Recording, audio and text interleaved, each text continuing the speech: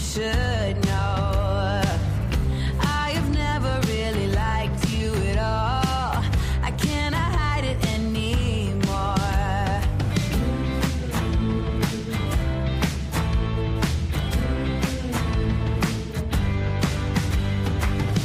I've been thinking about the future, trying to forget about the past.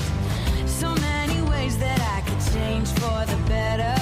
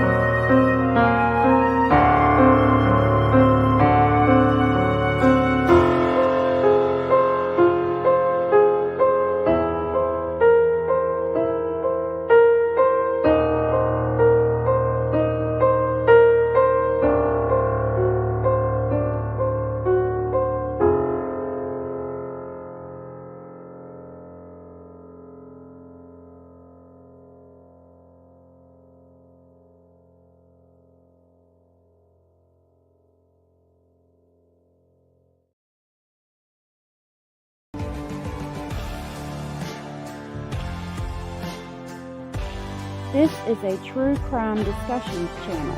We speculate. This is all just speculation. Because it's true crime, it's for mature audiences only. There will be no children allowed, no exceptions.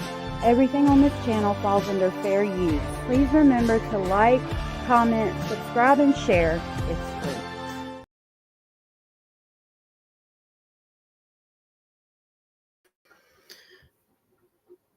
Hello, everybody. Let me change my background real quick. Thank you all for being here. I appreciate that. We are on verdict watch, excuse me. I'm going to pull up day 17 of the Delphi debrief, and then we're going to watch day 18 of the Delphi debrief. This is from the local news station. So we're going to watch the defense rest its case and then the jury begin deliberation. Let me say hey to you guys real quick. Hello, Jenny and Zaya and Anders and Shaboogies. I like saying your name. And Bellis and Serena. And I saw some other people in here. Catherine, hello. I think I said hey to you guys. I know Sheila says, thank you guys for being here. I really appreciate that. So we're going to watch these videos. Okay, Serena, you're good. I think Teresa's listening with headphones. Everybody's good. I really appreciate y'all being here and listening. I do want to ask real quick, if you don't mind, to hit the thumbs up. I try not to ask that too much because I don't want to be annoying. So we'll start with day 17. This one is called the defense rests its case in the trial of the Delphi breadcrumbs, and the suspect is Richard Allen. This is from the local news station. And in the U.S., a property crime happened. My computer's being slow. I'm going to have to close out this document that I was reading. I should have a new video out soon. So we'll watch this one from day 17, and then we will watch the one from day 18. And if they don't go over closing arguments, we will do a separate video to go, I'll find a video that goes over closing arguments while we are waiting for the verdict. Delphi debrief here on WTHR Plus. Day 16 of the Delphi murders trial saw the defense team for Richard Allen rest their case. Anders said the jury wanted to wait till tomorrow with the verdict. I'm not sure. I haven't heard that yet, but if that's the case, then we'll have to pick up with the verdict watch tomorrow. But we can watch everything. We can figure out everything that we can until then. I'll have to look into that and see if that's what's going on. Basil is under the table right now. It's cooler in there than it's hot in here. So he'll come in here later on when it cools down. But he's doing good. He's doing good. But today continued with more testimony. In a moment, we'll hear from our WTHR legal analyst, Katie Jackson-Lindsay. But first, let's get right to Delphi with our senior investigative. Shaboogie said jury is still deliberating. They haven't stopped. Okay. I think it's going to be a while considering the case and all of the information and wanting to make sure that they don't put an innocent man in prison. I think it's probably going to take a while for them to deliberate. But I'm praying that they have reasonable doubt, because I think they definitely do. And the verdict reflects that. Reporter Bob Siegel and Samantha Johnson. So Bob and Samantha, today started with a real surprise announcement from the defense. Absolutely. There were two very memorable statements that came out of court today, one at the very beginning, one at the end. At 9:10 this morning, right after all the jurors had taken their seats, Judge Francis. This one's going to be from Wednesday, I do believe. Francis Gall asked defense attorney Brad Rosie. She said, Mr. Rosie, you may call your first witness. And Mr. Rosie at that point said, very quickly, 5 words, Your Honor, the defense rests. And that caught everybody off guard at that point. And then at the very end, again, we had another very memorable. So that was weird to me that the judge said, call your next witness, and he just decided to rest. I want to know who the next witness was going to be and why they didn't call them. comment. We did. And I told you a few minutes ago, it was a statement that gave me goosebumps. Yes. And this one came from Judge Gohl. It was towards the very end of the day, just after 2:15 this afternoon, when she addressed the jury directly. And she said, quote, "Ladies and gentlemen, you've now heard all the evidence in this case." And that felt like such a significant moment that now we're moving on to this next chapter. And between those two statements, from the beginning of the day and the very end of the day, hours of information, Yes. hours of conversation we heard in between, again, marking the end of a day and kind of this next chapter in this case too. Absolutely. Shabugi says, I think the defense did it as a strategy, so their closing was more unprepared. So the state's closing was more unprepared. That's a good thought. Very possible. I like that. That's a great thought. Absolutely. And like you said, that really was kind of a turning the page, because now we are I'm not sure, officially Andrews, moving toward the end phase of this trial. Yeah. So, as Sam mentioned, those two statements bookmarked a lot of information. We did hear from witnesses today. We always like to get you started with who those witnesses were. So let's run those down for you really quickly. There were 3 of them today. 2 witnesses we've heard from before, one who's new. We heard from Breanne Wilbur. She visited the Monon Trails on the day of the murders, and she testified about what she saw. Brian Harshman, he's an Indiana State Police detective. We'll tell you about him in a little bit. And then Dr. John Martin, he is a psychiatrist, and he was the new witness for today, and certainly a witness that was key, brought not by the defense, but by the state. So let's start off by talking about the fact that the defense rested their case today, and kind of what happened at that point. It really took everybody by surprise. As soon as Brad Rosie said the defense rests, at that point, there was a sidebar conversation that the prosecutor requested, wanted to speak to the judge and to the defense off on the side. They talked, came back a few minutes later. The judge informed the jury, hey, we were not expecting this to happen quite so quickly. So the judge asked the jury to leave because she didn't want them sitting around in the courtroom, because at that point, really the state was scrambling to bring the witnesses that they wanted to speak to the jury. They weren't expecting that to happen until this afternoon. So we had about an hour and 45-minute delay in the courtroom waiting for the state's witnesses to come. And so the state did do a rebuttal after the defense rested their case, is what Anders said. Shabugi said, yeah, it was awful. And I wanted to let y'all know a panel is available if anybody wants to come up. During that time, the judge wanted to try to make the best use of that time while the jury was out of the courtroom. So she was hoping to be able to talk to both the state and the defense about jury instructions and getting those kind of squared away in preparation for what's going to be happening next. But she said to both sides, I wasn't expecting to have this conversation so early. So she passed out a proposed set of jury instructions to both the state and the defense, gave them a chance to take a look at it. Again, this was a moment the jury looked surprised, the judge looked surprised, the state looked surprised, everyone in the gallery was surprised, not expecting things to wrap up for the defense witnesses quite this soon. Yeah, and like you said, that was just minutes into this morning, right? It was, 9:10 that all of this happened too. And I think the reason this was so important... So that goes back to what the comment I just highlighted. I think it was Shabugi's who said that they felt like the defense did this as a strategy to leave the state unprepared. And then we heard that the state did a rebuttal, and it kind of sucked from what I'm hearing. So I'm wondering if they did the rebuttal so they could have other people work on preparing their closing arguments, since the defense rested so soon and kind of threw everybody off.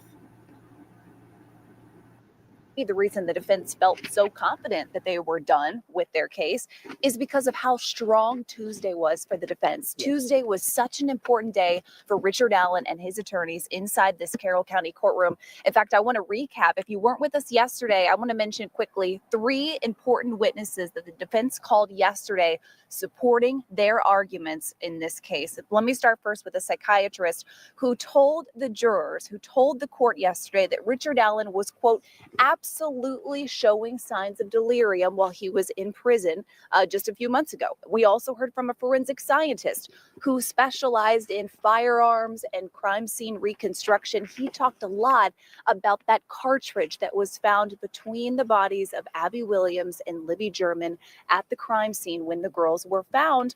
On Tuesday, we also heard from a digital examiner who gave us brand new digital data in this case. And this was perhaps the Greg P., thank you so much for being here. I wanted to tell you welcome. And Greg P. says they're rushing it along, not guilty. I think we're also hoping that he's not guilty. But if somebody feels like he is guilty, please let me know in the comment section why you think that. I would love to know. I definitely think there's reasonable doubt here. And with as much reasonable doubt as there is, I hope they don't convict. The most talked about information that came out of court Tuesday.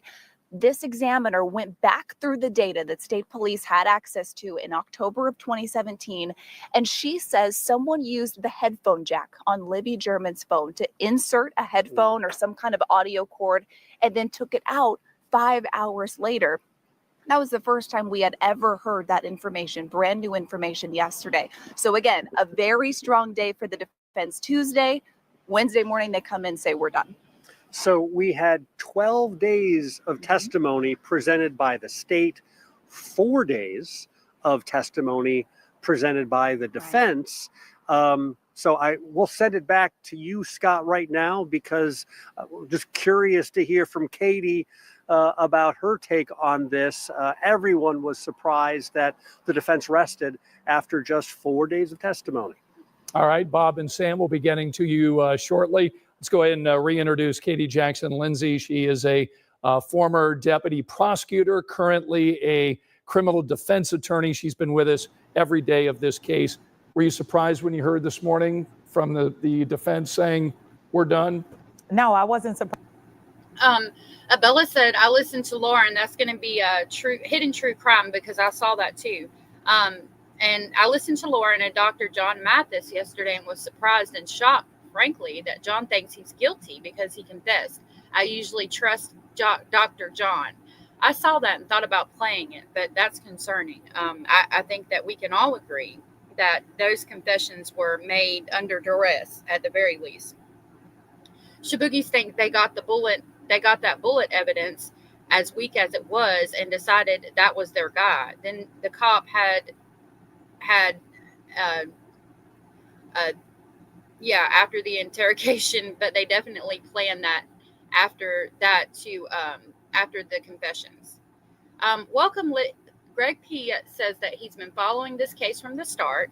Lemon Lime, thank you for being here. I appreciate that. Says, I think he's guilty because of the confessions to his wife and mom. And people in court said he sounded sincere and sounded like Bridge Guy. Okay, I could see that. Thank you for sharing your opinion. I could see that, and I could understand why you think that. Good morning, Crazy Chick 79. Thank you so much for being here. From Australia. Surprised. As a defense attorney, I was not surprised because what we have to remember is that the defense has no burden. If they are going to put on a case and they don't have to, their case should simply be raising reasonable doubt or highlighting reasonable doubt within the state's case. And so what we saw with their case was that it didn't tell a story. It wasn't necessarily cohesive in the way the state's case was, but they put on the witnesses that they need to put on to hit the points that they needed to hit. And just like Sam said, they had a strong day yesterday. They've hit every major topic. And so there's no reason to prolong their case. In your opinion, do you feel as though the defense has raised reasonable doubt for this jury to acquit Richard Allen of these murders? I do think that they have. I mean, the biggest things that the state had would have been first starting with those eyewitnesses. None of those witnesses identified Richard Allen. Not a single one of those witnesses from the bridge pointed to him and said, that's the guy I saw on the bridge. I think that was very impactful without them even having to put on witnesses to refute that fact. And then we heard a lot of testimony about his mental state as it relates to those confessions. Those confessions are a big part of the state's case. I would argue they are the state's case. And we heard from the defense witnesses saying that he made those confessions when he was in a state of delirium. He made those confessions under very trying, challenging conditions that will cause anyone to lose their mind. And so I think they were effective in that regard. And then yesterday, they attacked the bullet, which they sort of, through cross-examination on the state's case, challenged the state's witnesses and their science used to reach those conclusions. But yes. Lemon Lime said that he only came forward after the Bridge Guy video came out. So, that's a good thing to think about right there. I agree with her on this, that the confessions were made definitely under duress. And I don't think that they can be, personally, I don't think we can take those, because I just don't think he was in the right mind. He was treated abnormally, for sure, at the very least, as a prisoner, in my opinion. And yeah, where is Eek? Eek, we're summoning you. Yesterday, they put their own witness on that said, I'm not saying that this person was not qualified to reach these conclusions, but what I'm saying is that her methodology was flawed. She compared apples to oranges instead of apples to apples. And so her conclusions are not something that I think were sufficient. And then finally, their last witness cast doubt on what was going on with that cell phone. And that might not seem like a really big thing, but what that did, I think, was effectively challenge the state's entire timeline of when these crimes were committed, where the girls' bodies moved, and who was dealing with that cell phone. So I think effectively they have raised doubt. They've given the jury some things to think about, and they've really caused some problems for the state's case. In case you're wondering why Richard Allen wasn't called to be a witness in this particular case, tell our viewers why you think that wouldn't have been a smart move. Well, we have to always remember, again, they don't have any burden. They don't have to put on any case, right? And so then they have to balance that against Richard Allen's right to remain silent throughout the end of this trial. And so as a defense attorney, when you're weighing whether or not to call your client as a witness, what you really have to analyze is, what does he have to add? What could he put into evidence at this point that the jury has not already heard? We've already heard him tell his version of what happened that day when he was on the bridge. We've already heard him admit or allegedly confess to the crime, and we've heard the conditions under which that happened and his mental state at the time. And effectively, we've heard him say, I did not do it. Mm-hmm. And so when they are balancing the cost-benefit analysis of putting him on the stand and subjecting him to cross-examination and having the jury put him under a microscope and judge him, there's really not more that he can add. And so I think they ultimately decided that there was no advantage to doing that. All right, we're going to hear more from Katie in a moment. Let's get back to Bob and Sam in Carroll County. And guys, let's talk a little bit about the witnesses the jury heard from today. Burnout. We all experience it at some point. It's so important. I apologize. I was eating and I couldn't talk. I apologize about the commercials. I will fix that. The first two witnesses. I will be fixing that at the end of this month. I'm going to buy YouTube Premium so we don't have to deal with commercials anymore over here. Both witnesses that the jury has heard from before, and I'll tell you straight up front, they were not on the stand for very long. Both of them were on the witness stand for less than 5 minutes. Brian. Hello, Sue Generis. Sue Generis says since 1989, 375 convicted people have been exonerated by DNA. Law enforcement has been framing people for decades. They threw him in prison and tortured him to produce evidence they didn't have. I can agree with that statement as well. Thank you for sharing that. I appreciate that.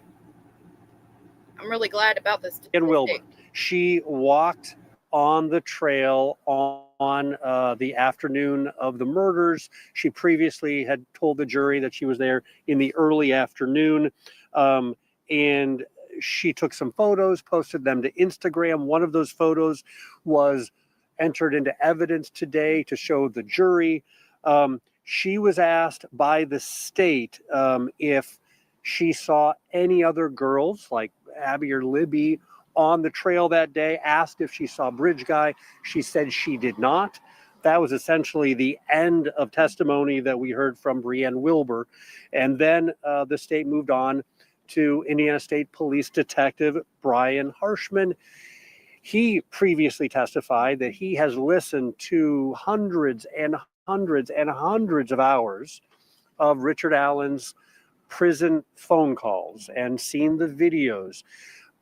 Basically, he was positioned as the one person, perhaps other than Richard Allen's family, who has heard his voice more than anyone else, especially over the last 2 years. So I'm just sitting here thinking about, referencing his voice and stating that he sounded sincere. I would question that if he's not in the right frame of mind and he's been convinced by, the officers trying to make him think he did it, or he's been, he's being injected with Haldol and other medications. So in his mind, did he really think he did it? And is that why he sounded sincere? Or did he really do it? And that's why he sounded sincere. It's a question that I don't know if we'll ever get the answer to. Abellis, thank you. That was so sweet. Thank you so much. I really appreciate that. I will make sure that Basil gets all the carrots and all the parsley. He likes parsley. He likes cilantro. He likes carrots. He likes lettuce. He likes a lot of things. So I will definitely make sure he gets all the toys and presents and food that y'all have been sending money for him to have. And I will make sure to take a picture of it and have him tell you guys thank you. You guys are so sweet. Thank you so much. Susie said that was a typo. It's 575 people. Thank you for letting us know that. I do appreciate the Innocence Project and exonerating people by DNA. There have been a lot of false confessions made over the years. Thank you for that. And he also told the jury when he was asked, do you recognize the voice on the Bridge Guy video taken on the cell phone of Libby German? He said, yeah, I recognize that voice. It's the voice of Richard Allen. So he's really the one witness from the state who, from his testimony, has identified Richard Allen as being at the crime scene. Today, he was asked about something different. He was asked about Richard Allen's time in prison, and he was asked to compare the location and the space, the cells that he was staying in, both at Westville Correctional Facility, as well as Wabash Valley Correctional Facility, and most recently at the Cass County Jail. And he said basically the spaces he was in during all that time was the same. It was a small one-person cell in solitary confinement, not having a lot of communication with other inmates. He said he actually had more communication at Westville than he does at the Cass County Jail. To me, it seemed that the state was asking those questions to try and establish the fact, hey, look, the defense has tried to make the argument that when he was at Westville, he was in a state of psychosis and was not in his right mind when he made the confessions. But essentially now in the Cass County Jail, he's been in the same situation and he's not in psychosis there. So I think they're trying to establish the really the framework that just the way in which he's been held and the conditions in which he's been held does not explain the confessions. And I expect that we'll hear more about that tomorrow.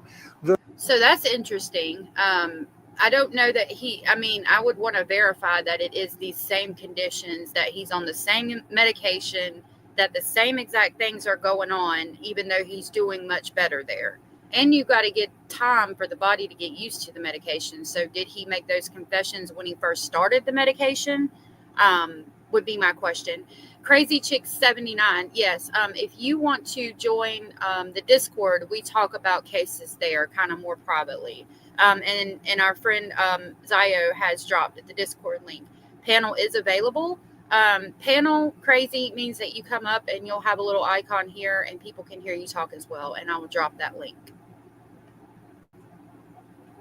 The big witness, though, that we heard from today, the most important witness that we heard from today, Dr. John Martin, the psychiatrist, who has spent between 13 and 18 days visiting with Richard Allen over the course of the roughly year and a half that he was at the Westville facility.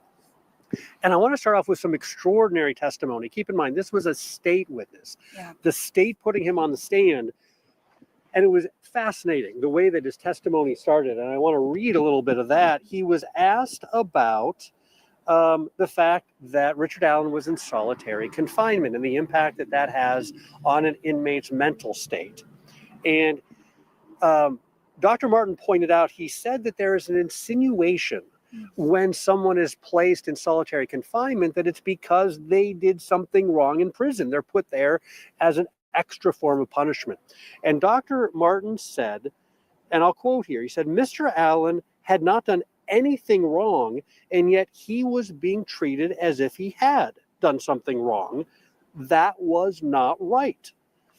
An interesting statement from a state witness saying that the way he was being held in solitary confinement for a very long period of time, in his words, not right. Yeah. But he then pointed out that the prison had a responsibility because he was in safekeeper status, which means the reason he was sent to the state prison to begin with is because they felt they couldn't keep him safe in a local county jail, and he needed to be kept away from the general population there. And that's why he was kept in such lockdown, harsh conditions in that individual cell. So, but it started off with interesting testimony from Dr. Martin pointing out that he did not necessarily seem to agree with the conditions that Richard Allen was living in during certainly most of the first year that he was at Westville.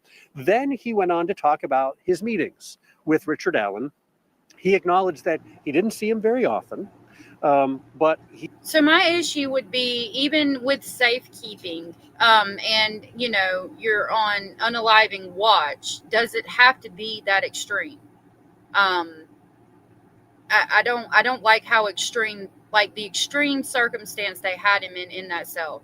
There is another area for safekeeping, and I think they are alone in a cell, but you have a window, you have a little desk where you can write, you have a bed, you have a mattress or a pad. It's not really a mattress, a blanket, things like that, clothes.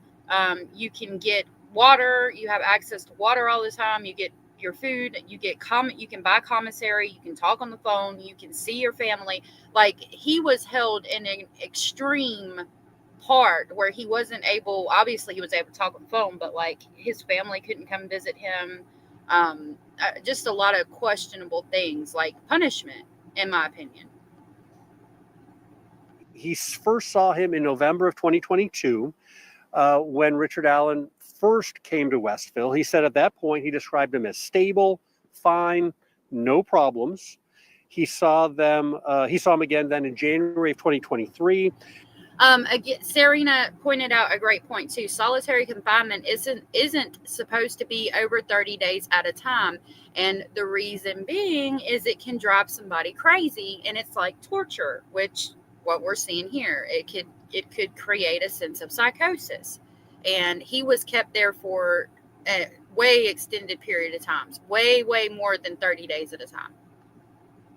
And at that time, he said he was doing well enough that he's only required to see inmates once every 3 months. So he scheduled the next visit with them for late April of 2023, but he had to see him before that because he got a call from the prison saying Richard Allen was not doing well, that he was laying in his cell naked, rolling around in his feces, that he was eating his own feces. So he went to visit him. That was on April 13th. And at that point, he diagnosed Richard Allen as being psychotic. And he and a group of psychologists determined the best way to treat that was to involuntarily give Richard Allen some medication, antipsychotic medication. They said he wasn't in a state at that point to really even be making decisions in his own best interest. So they made a decision to give him that medication. And then Dr. Martin saw him consecutively for 5 days in a row. He said April 18th After having several days of the medication, Richard Allen was still psychotic. April 25th, still psychotic, but doing better. And then he saw him for about once a week for the next month and a half. And he said on May 2nd, May 8th, May 23rd, May 30th, and June 20th, he said no evidence of psychosis at all. Did you or a loved one use Depo-Provera shots and later? Okay, sorry about that. I had to walk out for a second. So when they're saying that he showed no signs of psychosis at all, was that after they had moved him away from that facility into a new facility? I don't know if they're going to tell us that or if it's already been stated. I mean, but again, this is the state's witness that's stating that the way that Richard Allen was being housed is basically completely unacceptable. And that speaks volumes to me because that's the state's witness that's trying to convict Richard.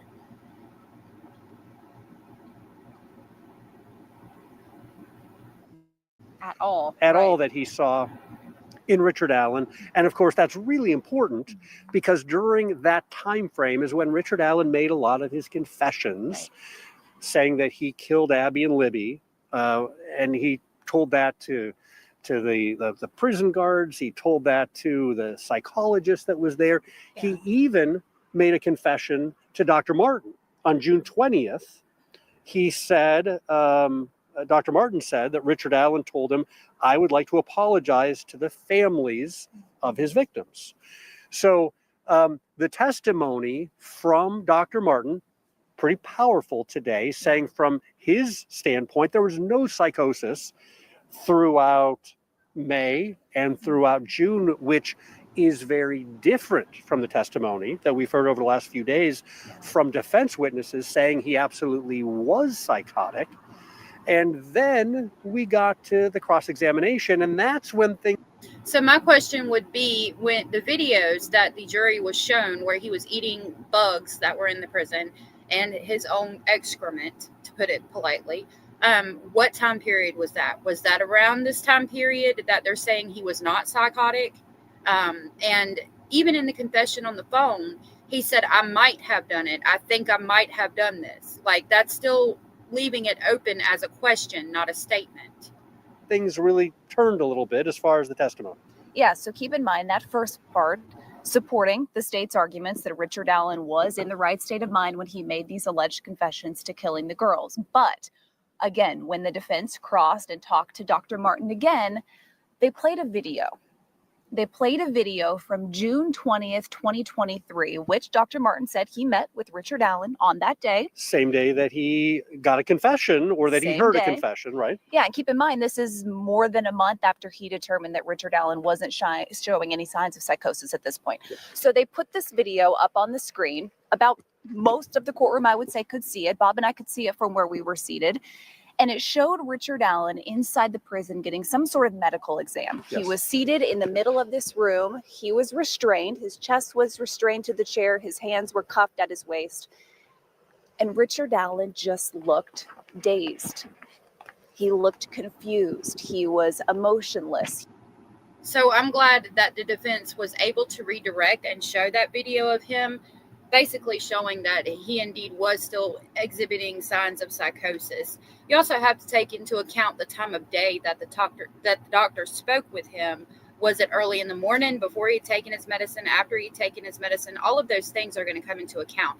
Hello, Sarah Lee and Don Young. Thank you both for being here. Sarah Lee said, I legit didn't even know this was on trial. Like, I thought they were still doing motions. Why didn't they let cameras in? And how did we get the verdict watch? How long have they been in deliberations? They went into deliberations Thursday afternoon, from what I understand, and we're still in deliberations. We are watching for the verdict. The judge did not allow cameras in the courtroom, which honestly wasn't really that much of a surprise, considering how much corruption, in my opinion, has been going on in this case. I'm going to go ahead and skip down to Don Young so I can continue with the video. Don Young says, they gave him medication and brought him out of psychosis. After he was out of it, he confessed remorse for unaliving them and was looking for forgiveness. That's a man that got caught and treated. That's very possible. That is very possible. And thank you for bringing that up. I love to hear both sides of this. He was barely responsive to any of the people who were with him in the room. At one point, he even slumps forward. A guard who's with him kind of lifts him back up into the chair and puts his hand on his shoulder to kind of keep him in place there. No blinking. He was just staring, seemed very out of it, I would say. So at that point, we watch a few minutes of the video. Defense attorney Rosie shares with the courtroom that the video is about 20 minutes long. Right. He had intended on playing 8 minutes of that for everyone in the courtroom today, but they only got through a few minutes of it before the judge asked for a sidebar. They came back from the sidebar. We didn't see any more of that video.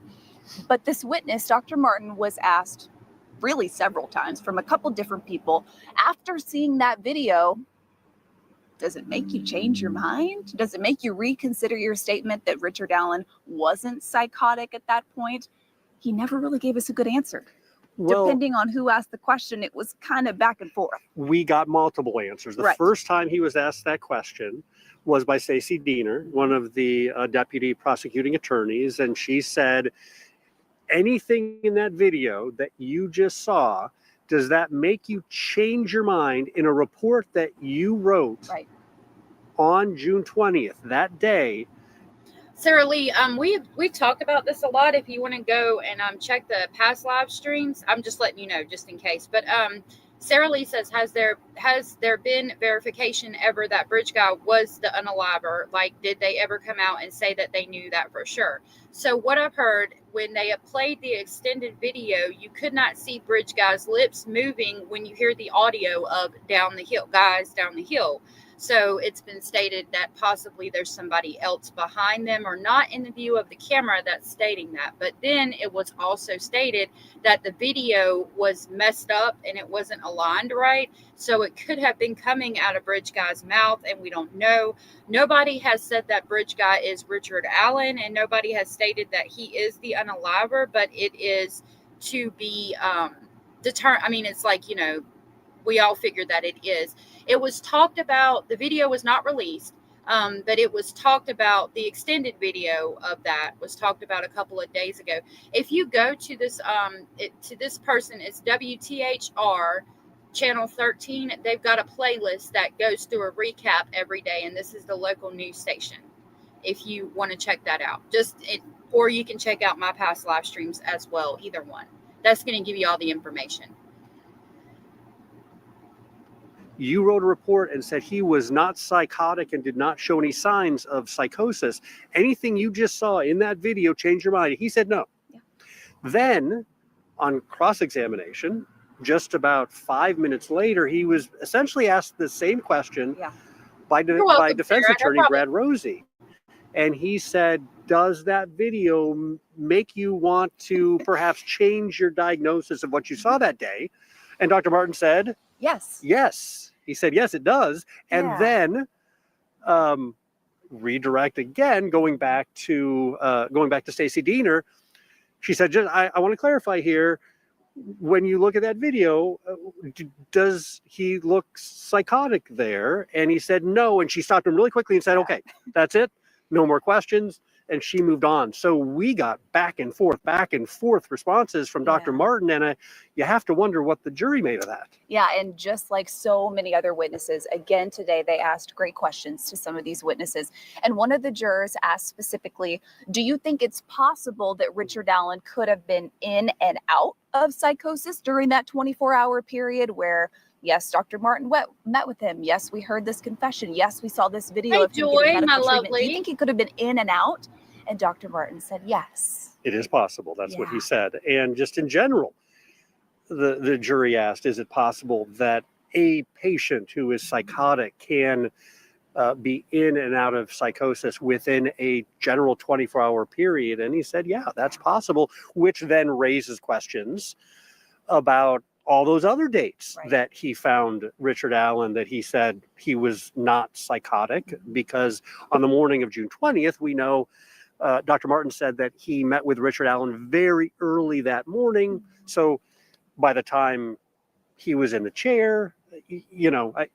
So I think all of this to say, I mean, Dr. Martin was our final witness of this case. Yes, the yes. final moments of testimony. He was called by the state, and this was probably not what the state was hoping for. It was not a home run for the state by any means. No, it really wasn't. Yeah. Scott, we'll send it back to you and Katie. Be interested to hear her take on that testimony today. All right, Bob. I'm really glad that that doctor was honest instead of just trying to help the state. They were honest about everything, no matter what. That gives me some confidence in that person in general. And Samantha, thanks so much. We'll get back to you in just a second. Let's bring in Katie, find out what you thought about Dr. Martin's testimony as the way that Bob and Samantha described it. Well, I would agree with Bob and Samantha that it doesn't seem that it was a home run for the state by any means. It's almost another one of those scenarios where you wonder if they asked questions that they weren't prepared for the answers because certainly with a rebuttal witness, you don't want to call a rebuttal witness that just corroborates the state's evidence. Sarah Lee says, wait, hold on. I thought they had matched the bullet to the pew, and yes, it can only be matched if it fires like an exact match. It has to has like a fingerprint, but you're telling me he just had a bullet that matched the caliber gun used? Yes, pretty much. And when they did the comparison, it was a spent round to an unspent round, and they correlated it to comparing apples to oranges. There was a pew expert that came on trial came on the witness stand a couple of days ago that kind of explains that several different ammunitions and Sig Sawyers could not be ruled out. And those markings could have actually been left by the manufacturer of the bullet. I'm sorry, the defense's evidence. You want to call, as a prosecutor, a rebuttal witness who will poke holes in what the defense just presented. And in some ways, he completely corroborated the defense's position.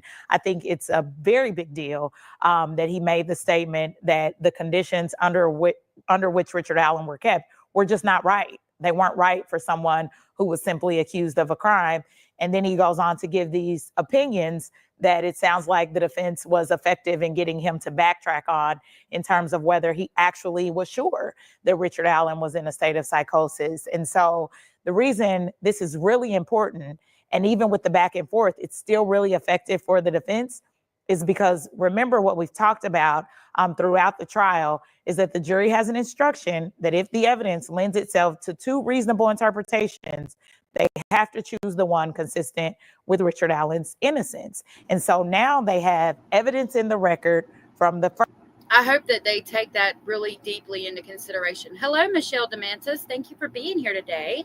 First set of state's doctors that said he was not in a state of psychosis. Then they have evidence in the record from defense witnesses, qualified defense witnesses who have testified for both sides saying, no, he was in a state of psychosis. And now they have their final witness from the state saying, I'm just really not sure. And so in reconciling that, the jury has two reasonable possibilities. And if they follow the instructions of the court, they should decide the one that is consistent with his innocence, which is that he was in a state of psychosis. And these are not actual confessions, they're false confessions. Do you believe, Katie, that this case is going to boil down to Richard Allen's mental health and the confessions and these psychiatrists that we've been hearing? Is that where this jury is probably going to land in terms of whether or not to find him guilty or not? I think that's a really strong possibility. We've said over and over that it's really hard to convince a jury that your client didn't do something that they are admitting to doing. And so I think there's absolutely reasonable doubt as it relates to the bullet. And before these alleged confessions, that was the only thing that put Richard Allen at this crime scene. There's absolutely reasonable doubt in terms of the identity descriptions that were given from the witnesses who were actually around the scene that day. And so what it really comes down to is his own alleged admissions. And does the jury believe those were true confessions, or does the jury believe they were false confessions as a result of psychosis? Right.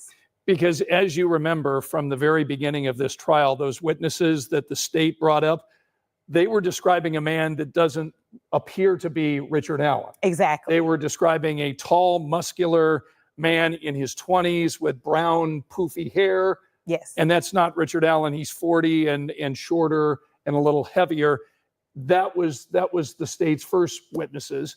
And then this so-called magic bullet that was found, which was a cartridge that was cycled through what the state believed was Richard Allen's gun, discovered later on at his home.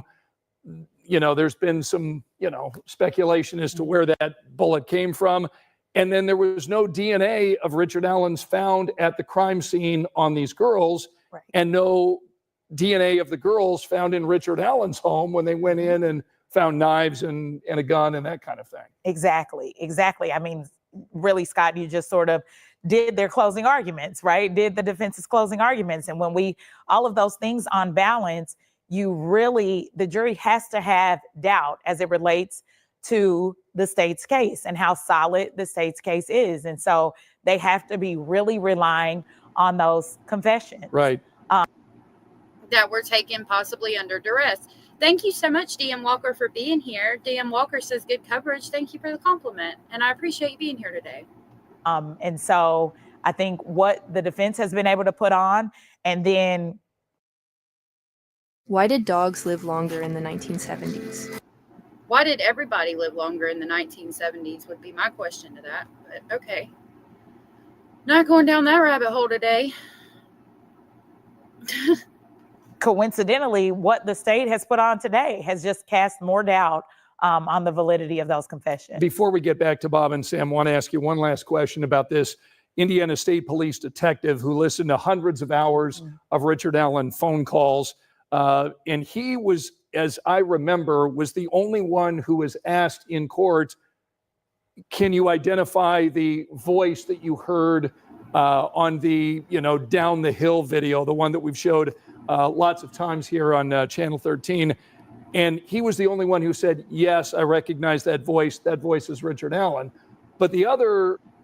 And that was interesting because that man had sat and listened to hundreds of hours of Richard Allen phone calls. So again, I mean, it could, if anybody could identify it, I would think it would be him. Hello, Kathleen Harris. I don't know if I've said hey to you already yet or not. Kathleen says, anyone who thinks he's not guilty has not watched this thing from day one. When the girls are missing, mental issues are not this man are guilty. This man is guilty. Justice for Libby and Abby. I can understand that statement, and I appreciate you sharing it. Oh, and just to reiterate, we do that's at the end of all this. Justice for Libby and Abby is what's most important in this. At the same time, I just want to be sure that this man is absolutely guilty before we convict him, State and defense witnesses were not asked to say, do you recognize the voice on the down the hill cell phone video on Libby's phone? No, they were not asked. So really it's one person who is connecting Richard Allen to the down the hill video, right? Exactly. And what is even more curious about that strategy is that he is the only person who only heard Richard Allen's recorded voice. We've heard from a number of people who spoke to Richard Allen in person, face to face. And the state chose not to ask a single one of those people whether or not they recognized his voice as compared to that video. And that's interesting, not to ask any of the people who spoke to him on a daily or at least weekly basis if they recognize that voice. I would think that would be pertinent to the state's case. I think this could really hurt the state because when the video was first played for the jury, we heard a lot of testimony about how that video had been manipulated in a way to isolate the sound or to keep the video from moving. And we didn't hear any testimony about how that would affect the quality of that sound or how it could potentially modify the sound on the video. And I don't know, maybe that's not a thing, but I think strategically, it should have been important for the jury to understand that this is actually how the voice would have sounded. And they didn't do that. And so I think that was a missed opportunity in terms of tying up his voice later. And again, they didn't ask anyone who spoke to him face to face whether or not they could identify his voice on that video. So this jury will likely get this case at some point on Thursday. Yes. I know it's impossible to guess what this jury may be thinking and what they may be deliberating. Obviously, it's past Thursday, so we're going to watch the next day after we watch this video. But what are your thoughts Hello, when they get Mom. this jury? Thank you Is for this being likely to be a quick verdict?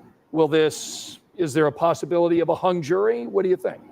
Well, they've heard a lot of evidence, right? And so I think considering the seriousness of the case, the respect for these young girls who have lost their life for whatever I'm reason, sorry, Dawn. senselessly, right?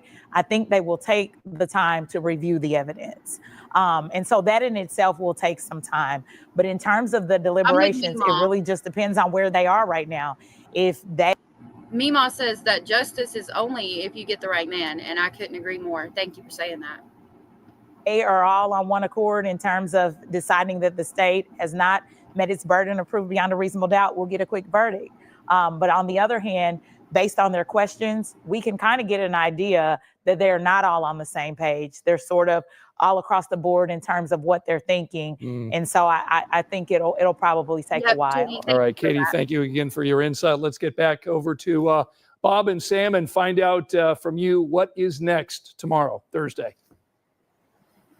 Well, you were just talking about how difficult it's going to be for the jury to kind of sort through all the evidence. And I do think that this jury they've been so inquisitive. They've been so curious. They're kudos to them. They are really taking this weighty responsibility very seriously. We know that they have heard from 64 separate witnesses. That is a lot of witnesses. Hello, Reese, and thank you for being here. I hope you're good. I think we're all good right now. I hope you are too. Between the state and the defense, we know that they have almost 400 exhibits that they have been asked to review. They'll have those exhibits at their fingertips. So, yes, this is, it may take them, if simply just reviewing all of that is part of their responsibility, we expect that's going to take a while. Yeah. And to your point too, I mean, there was concern long before we actually got to trial about, can we find an impartial jury? Can we find people who are going to take this seriously, who are going to be invested despite the difficult, brutal content being sequestered for more than a month now, right? But talking about how involved they've been and asking the questions. And now we're to this chapter where we are going to hear from both sides, closing arguments, and then it's up to them. This is really their time. It is. To give you an idea of what's going to happen tomorrow, the judge asked both sides to be ready to go at 9 a.m. to present the closing arguments. We know that the state will go first.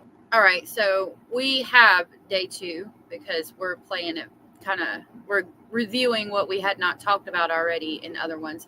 So we're going to play this one, and I'm hoping that it's going to tell me the closing arguments. I don't know why it would not. So we will go ahead and the closing arguments. We jumped in our little time machine over here, and we went ahead to the next day.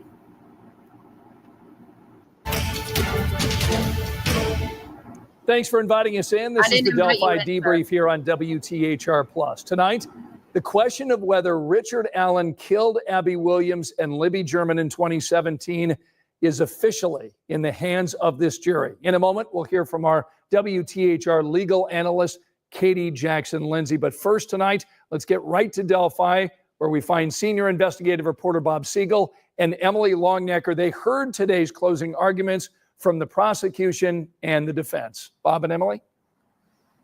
Hi, Scott. Yep, 17 days, 64 witnesses, almost 800 exhibits presented to the jury throughout the case of 17 days of testimony. And now it's time for the jury to put, in the words of the prosecutor. Could you imagine if they had let the Odinist theory stuff be admitted, how many pieces of evidence and witnesses there would have been? I mean, there's already a substantial amount. And if they'd have let the jury get all of the evidence, in my opinion, allegedly speculating, and have the Odinist theory put into play, because it is a possibility, how much evidence there would have been. My goodness. Prosecutor put all the pieces together, and closing arguments today, it was powerful. We got to hear from both sides, and really their job was to summarize their cases for the jury, and I thought it was effective on the part of both the state and the defense. Yeah, some very, very powerful moments, some words that you have to imagine that jury might be thinking about tonight.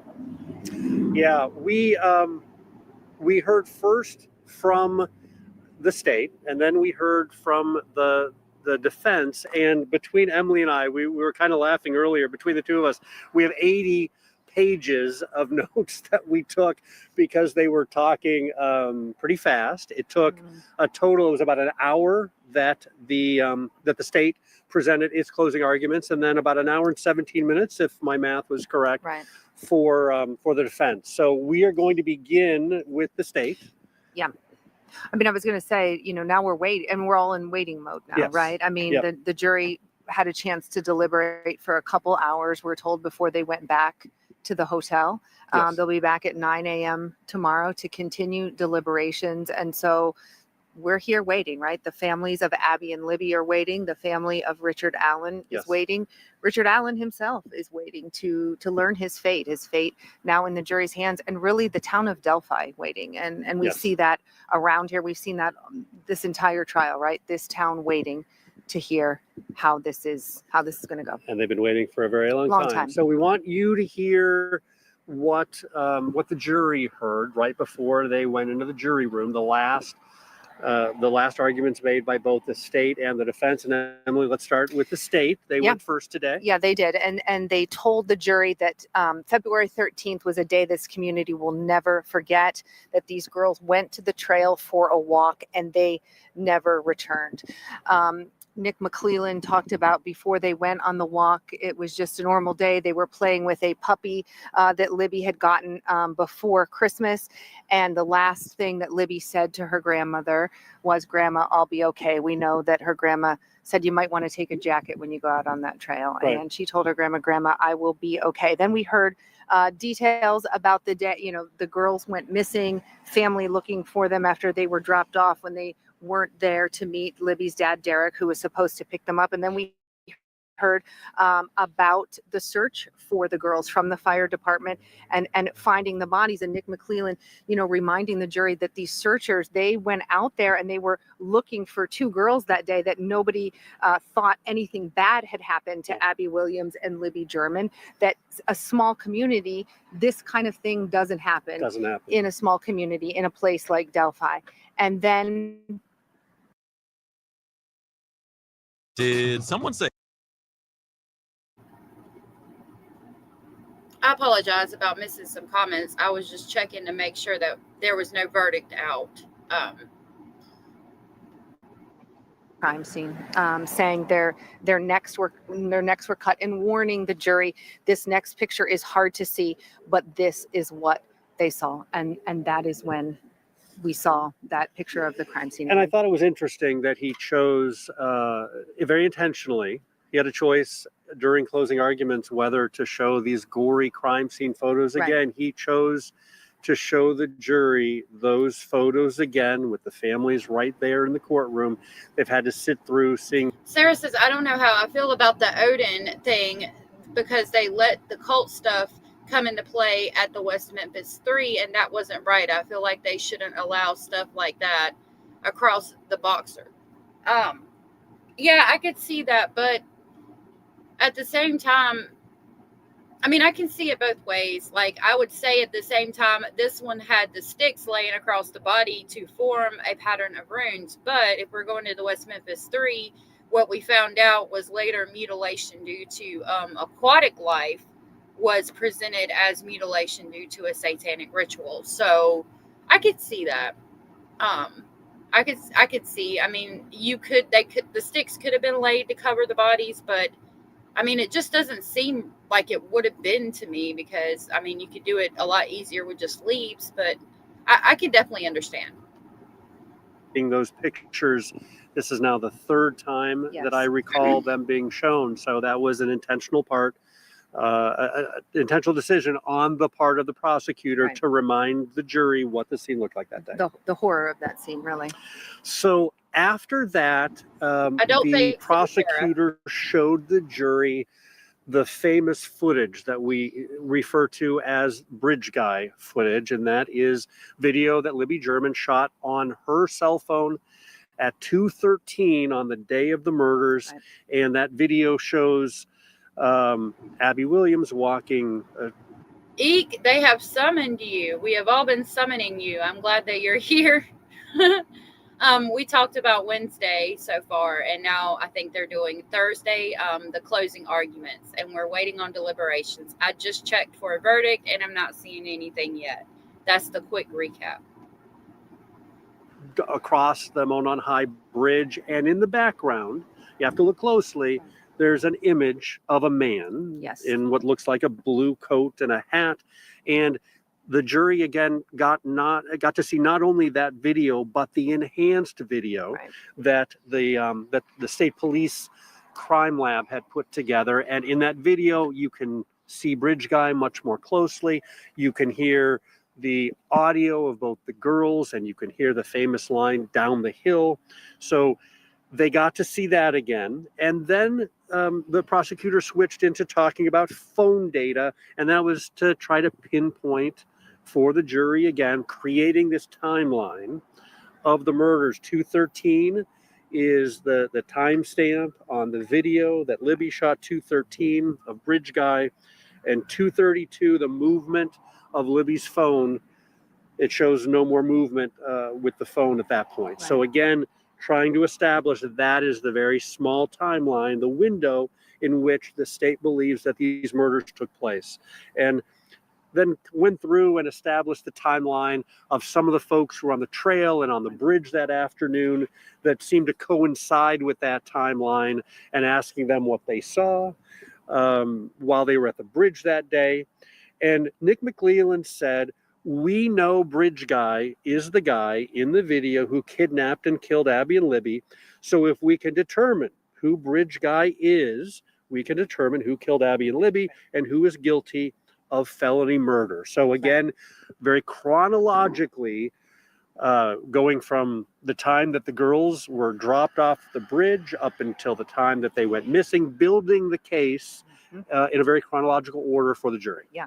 If we could find Bridge Guy, we could find the killer, was another phrase that was said in a different way. Same thing that you just said, and talking about how they then rediscovered that tip sheet, that file clerk, Kathy Shank, rediscovering that tip sheet where witnesses talked about seeing a guy on the bridge. They find this tip sheet from this guy. But again, it really bothers me that all of the questioning and interrogation was completely lost to begin with. And were there tip sheets presented from everybody who gave a tip? Like, was that given to the jury or even talked about? Richard Allen, who has the time 1:30 to 3:30 that he says that he was on that bridge and saw three girls. So that tip sheet is rediscovered. And then 5 years later. 5 years later, right. Yep. Let's not forget that. And then Nick McClelland talking about how investigators went back to that Hoosier Harvest store video. They're watching the video to see what kind of cars are driving on that road that day. And then they bring in Richard Allen October 13th, and they re-interview him about this case. And he tells them that, yes, he was there. And he also tells them, oh, by the way, I was wearing this blue jacket, right? Yes. A blue jacket, much the same way, a blue jacket that we know Bridge Guy was wearing. And then they say that he was getting a little angry, and we know that they executed a search warrant for his house that same day, October 13th. And so let me play devil's advocate here for a minute. And after this, we'll watch Hidden True Crime, because you said they have that doctor that states that he thinks that Richard Allen is guilty. I would love to hear his theory on that. Again, going back to playing devil's advocate. We know that Richard Allen had some mental health issues. He was able to function normally in society, but he did have some things going back. He had severe anxiety when it came to his family members not being around, things like that. And we know that he was stressed out at the point when this thing happened. Could he have been so stressed out that he had a psychotic break and did do this and doesn't remember doing it, or later remember doing it? Like, is that possible? Not saying that that's what happened, but is it possible would be my question. Nick McClelland saying, we went to the house, we served the search warrant, we found a a gun, a bullet in that memory box, and a blue Carhartt jacket. And Nick McClellan said to the jury he called it the Bridge Guy starter kit. The Bridge Guy starter kit. Then he talked about that next interview with Richard Allen, October 26th, where they confront him with these ballistic tests, Yes. saying this cartridge matches your gun. And Nick McClellan saying at that point, all of the pieces are starting to fall into place. But the bullet did not match the gun definitively. Reese, no, there was no DNA taken from the scene. They found 72 hairs sent to the FBI crime lab to be tested, but at the time of the trial had not tested them, which is crazy in my opinion. In that second interview, Richard Allen, telling police, I don't know how that bullet got there. No explanation. Had no explanation. And then Nick McClellan pointing to the jury saying, if you look at that interview again, you see the way that he, in Nick McClellan's words, is manipulating his wife, saying, I couldn't have done this. This couldn't be me. But again, Richard Allen in that interview having no explanation of how that bullet that the state is saying matched his gun got there at the scene. And then Nick McClellan telling the jury he racked his gun to intimidate the girls right before he killed them, talking about the bridge that day. And at the end of that October 26th interview, Richard Allen was arrested. And after that arrest, it was an important moment during closing arguments because the prosecutor said that could have been all we had to present to you, but it's not. Again, basically pointing out some stories from some people who were out on the bridge that day, this cartridge that they found at the crime scene that they say was cycled through Richard Allen's gun, not a tremendous amount of physical evidence. Right. And the prosecutor saying that could have been it, but it's not, because once Richard Allen was arrested and went to prison, now all of a sudden they have all these confessions from him. And that's where he pivoted to during the conversation next. They played the confession calls in which Richard Allen said to his wife, I did it. I killed Abby and Libby. His wife says, no, you didn't. He says, yes, I did. And a phone call that he made to his mother also, where he's he tells his mother, did you hear that I told Kathy that I committed the murders? And his mom says, I just know you don't have it in you to do something like that. And he said, Mom, I wouldn't sit here and tell you I did it if I didn't. One of those moments during the trial that really stood out in my mind, because he sounds very reasoned, and he sounds talking to his mother. So they spent a lot of time during closing arguments talking about these confessions, these phone calls, confessions then that were written to the warden at Westville Correctional Facility, confessions that he made to his prison psychologist. And the prosecutor said he was not showing any strange behavior on the day of the confessions that were made. That was a big part of the conversations today, talking about these confessions and reminding the jury by playing the phone calls for them that this is a big part of the evidence that they have against him at this point. And again, I want to reiterate that it was taken under a state of duress, supposedly. And the prosecutor said the phone calls that the jury heard today and previously, he said, those were unprovoked of his own free will. And he said some of the confessions showed information that only the killer would know. They reminded the jury about information from Indiana State Police Detective Brian Harshman, saying that the voice, keep in mind, Harshman's the guy who has listened to more than 700 phone calls that Richard Allen made from prison, knows that voice well. And he was asked, do you recognize that voice? And he said, yeah, that's the voice on the Bridge Guy video. And But why didn't they ask any of the people that knew him and spoke to him on a way more frequent basis, would be my question at that point. Sure that voice of Richard Allen is the voice of Bridge Guy. So the prosecutor at that point said, again, now all the pieces are clear, all the pieces are together. And we've got a quote that was for the end of what he said to the jury here. He said Richard Allen is bridge guy. He kidnapped them and later murdered them. He went on to say he slit their throat, and he said he stole the youth and life away from Abby and Libby. Very poignant moment during the closing arguments from the prosecutor. And also, when you're talking about all of the details that he was reminding the jury of, Harshman, hearing his voice, saying that was his voice, also reminding them about that van that he told Dr. Monica Walla that he saw right before he was going to rape the girls. He said this in his confession to Dr. Walla. That van scared him, and he went across the creek, and then that's where he killed them. Nick McLean. Dr. Walla was tampered with, in my opinion. She was seeking stardom and going on YouTube interviews and talking to people. So again, I question that. Reese says, I've never seen someone criminally insane act frail or modest, and that is a great point. They bringing that up today, saying he gave a detail, that van, that only the killer would know. And then, remember, I'm stating that because they correlated Richard Allen to being a fragile person. And Nick McClellan saying for 5 years he lived amongst us. We didn't watch Polar Express. It's working at that CVS down the street. He did. He ended by asking jurors to find Richard Allen guilty on all 4 counts of murder that he is facing. And again, about 58 minutes he spent speaking with the jury, and then the jurors got a break to kind of catch their breath. Probably a good time for us to catch our breath and send it back to Scott, because we'd love to hear Katie's take on what the prosecutor presented to the jury today. All right, Bob and Emily, we'll get back to you and hear the defense's closing arguments coming up in a moment. But let me go ahead and reintroduce you again to Katie Jackson Lindsay, former deputy prosecutor, current criminal defense attorney. She's been with us every night here on the Delphi Debrief on WTHR+.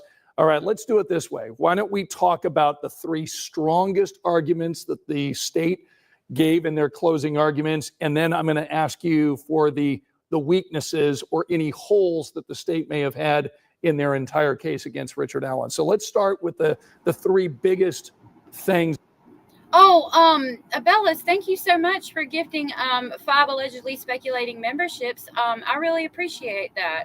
If you guys were gifted a membership, please make sure you tell Abellis thank you. I will play the Polar Express clip that Anders was referencing there. That's our new members clip.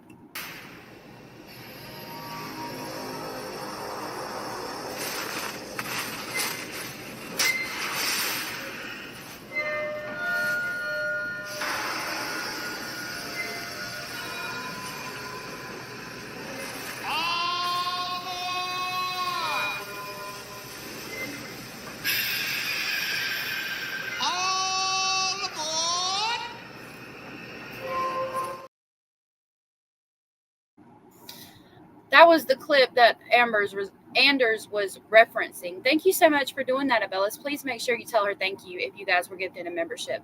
Hey, Trixie, thank you for being here. Meemaw popping back in. Thank you.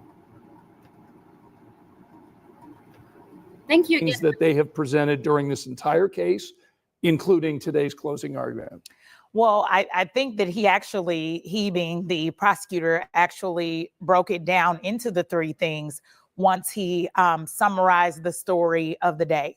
So he talked about how Richard Allen put himself on that bridge that day, first of all, which is a really strong argument that he puts himself there. There's no question that he was out there. He wasn't somewhere else. He was absolutely out there.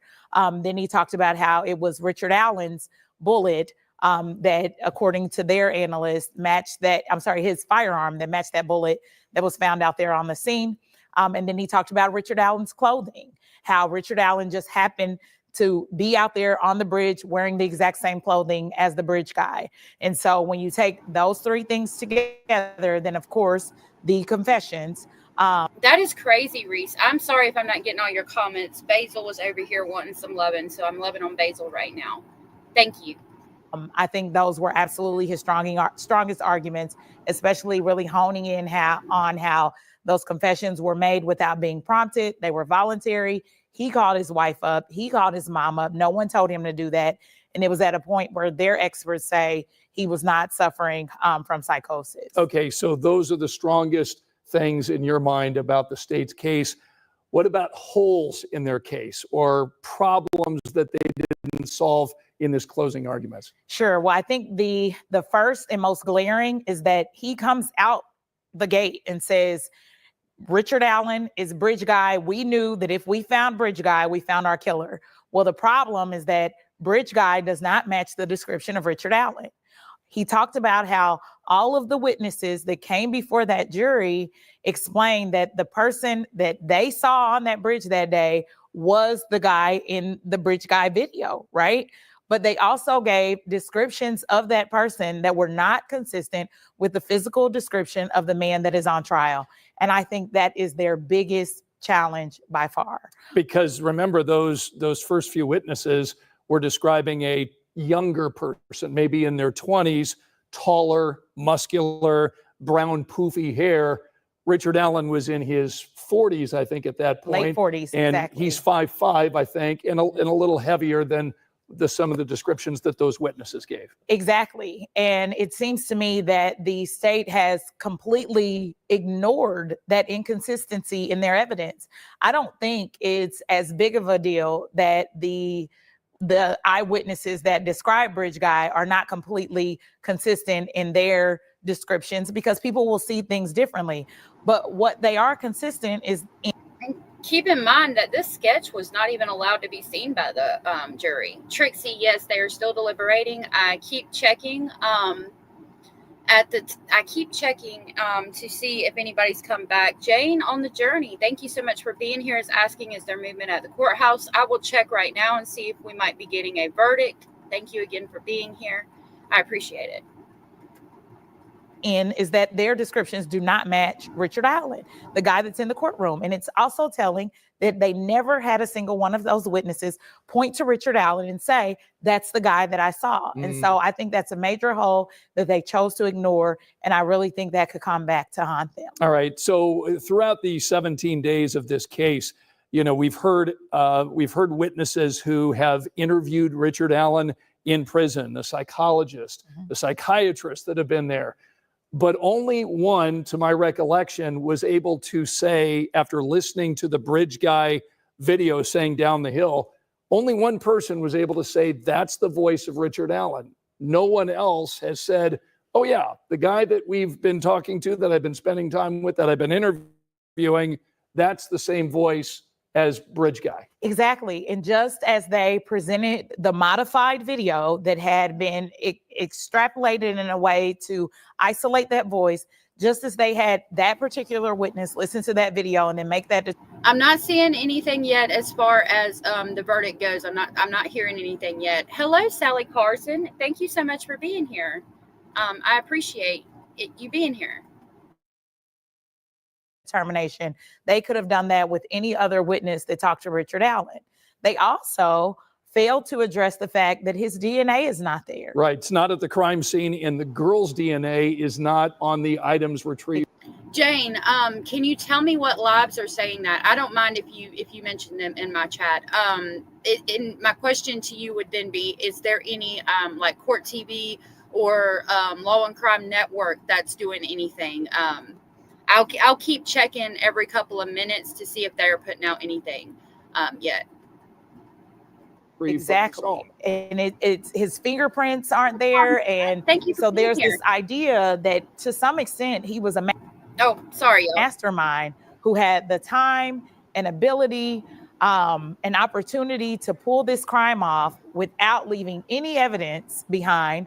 But we also now know that he had mental challenges, cognitive challenges outside of what was caused by being held in those conditions in the prison. And so I think they left a lot on the table. They left a lot unanswered, and they really chose to ignore their bad facts. And that's really not good strategy. You have to put the bad facts out there, and then you have to give the jury an explanation for those bad facts to the extent that you can. And if you can't, you have to say to the jury, We know that these things may not add up for you, but at the end of the day, it doesn't matter because we have all of this other evidence that goes to the ultimate issue, and was the killer Richard Allen. And they did not tie that up in any way. Okay, so that's Katie's feedback on the state's closing arguments. Let's get back out to Delphi right now, bring Bob and Emily back in, and go ahead and summarize for us the defense team's closing arguments today, because that was as stunning and compelling as the state's closing arguments.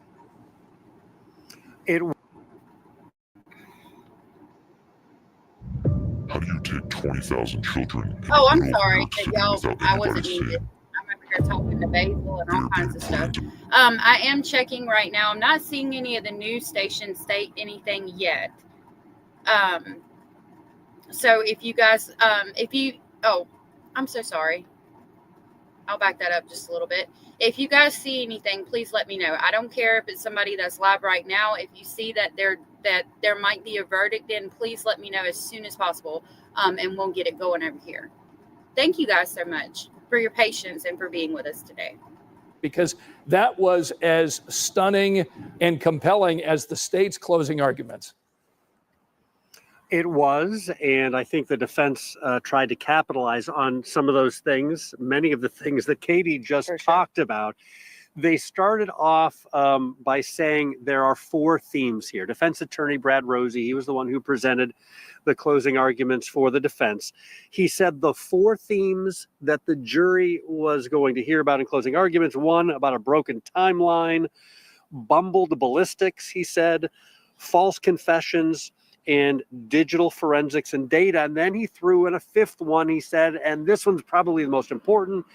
He said that the 5th theme is what the state doesn't want you to hear. Basically, what the defense had to tell jurors. He said time and time and time again, we had to do the state's job by pointing out things that the state should have told you. And then they spent a good portion of the defense's closing argument talking about those things. Some of the things they brought up was, they said, look, the state could have done a height analysis of the guy appearing in the bridge guy video, but they didn't do that. And if they had done that, maybe it could have shown that that was a 5'5" person on the bridge, but they chose not to do that, again, presumably because many of the witnesses had reported that the bridge guy that they saw was considerably tall or taller. They talked about hours of interviews from early on in the investigation that were lost. They talked about the state came forward with some evidence based on a jury question about how many vehicles are in the Delphi area or in Carroll County that match the description of the vehicle that Richard Allen had that day captured.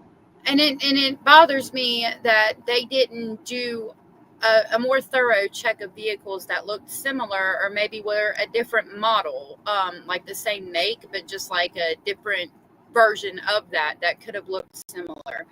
I have checked several different true crime channels. I've been checking the news. I've been checking Court TV, Law and Crime, all of that, and I'm still not seeing anything. But I will continue to check, and I will step it up a little bit if we're seeing movement. I don't know what channel she's seeing that on where there was movement. If I knew, I would try to see what's up with that one specifically. So again, if you guys hear anything, let me know. Captured on some video, and they say the state did not offer all of the information. They kind of cherry picked some of the information that they provided to the jury on that. They said that the state didn't point out the fact that several of the witnesses that they brought forward to talk about seeing Bridge Guy talked about the fact that he was tall, that he was muscular, that he had brown poofy hair. Those are things that the defense had to point out to the jury. And another witness that said that she saw Bridge Guy walking on the side of the road and he was muddy and bloody. Well, the defense pointed out, wait a second. She started off by saying over and over and over again, the person that she saw was muddy. And it wasn't until much later that she changed her story and said that the person that she saw was bloody. So they brought up over and over again inconsistencies and things that they wanted to point out to the jury that the state left out and didn't tell them about. And they said to the jury, Mr. Rosie said to the jury, "You are the judge of credibility. You may discount testimony of a witness altogether if you find them not to be credible." Okay, I found a live stream of somebody that's outside of the courthouse, and it says live verdict watch, end of the day. But all I'm seeing is them focusing on the courthouse. I'm not seeing any information. While that's there, which I think is great, I outside of the courthouse is not going to help me with the actual verdict or deliberations. If we get that anytime soon, I'm sure this channel will be live with it, or let us know as soon as possible. So I'm just keeping an eye on it, and I want y'all to know I'm watching. And they really kind of pounded away on the fact that there's a whole lot of information here that the state didn't tell you, and that's not a good look. No, and they also pointed out that the state left out those two interrogations of Richard Allen initially, the October 13th and the October 26th interrogations of Richard Allen, saying the reason why you saw those was because the defense, Mr. Baldwin, we brought them in. And they asked the jury, Mr. Rosie asked the jury to exercise your common sense and judgment. Take a look at those interrogations again. Sit down, he said, and watch those two statements. He asked them, how did Richard Allen act during those situations? Ask yourself, could you remain that calm in one of the most stressful situations that anyone could ever imagine, being accused of killing two girls? Could you remain that calm? And they pointed out, watch that video and watch his body language and see how he acts. So they have a different idea of and a different interpretation of how those interrogations went. When you hear the state talk about them, they obviously say, and you see him get angry and you see him manipulating his wife. And so two different interpretations from watching the same thing. So the defense asking the jury to exercise common sense. And another area that they pointed out that the state didn't give the whole picture or tell the jury everything is the state introduced two phone calls from April 3rd of last year in which Richard Allen confessed. But there was a third phone call that the state very much wanted the jury to hear from earlier that morning, in which he maintained his innocence. And they tried to enter that as evidence. And the state said, no, we don't want the jury to hear that. And Brad Rosie said to the jury today, why not offer up context to you? Why not tell you the whole story? Again, trying to give the jury, remind them that there were things that they could have presented to the jury to give them additional information that the state did not want them to hear. And he said, you must ask yourself why they wouldn't want you to see the truth. That's the way that they...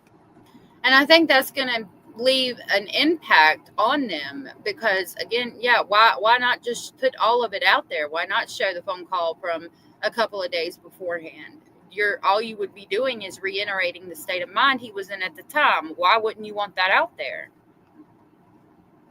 They portrayed that. They also talked about the state not sharing that Brad Weber's the results of the ballistic tests on his Sig Sauer gun that they tested could not be excluded. They talked very much about that, and they talked about that the state never offered that garage photo from Brad Weber's garage, which we know that they entered in and showed the sticks that were piled up in his garage, presumably to say, okay, sticks were found at the crime scene on the girls' bodies. Then you have all these sticks in this man's garage that's right near the crime scene, across the creek from the crime scene. Anyway. And perhaps one of the most glaring pieces of evidence that the defense says that the state forgot to tell the jury about, in fact, that the state didn't even know about, was this kind of bombshell piece of evidence that we heard about just within the last couple of days, that the jury was told about, the audio jack settings, the data that Indiana State Police had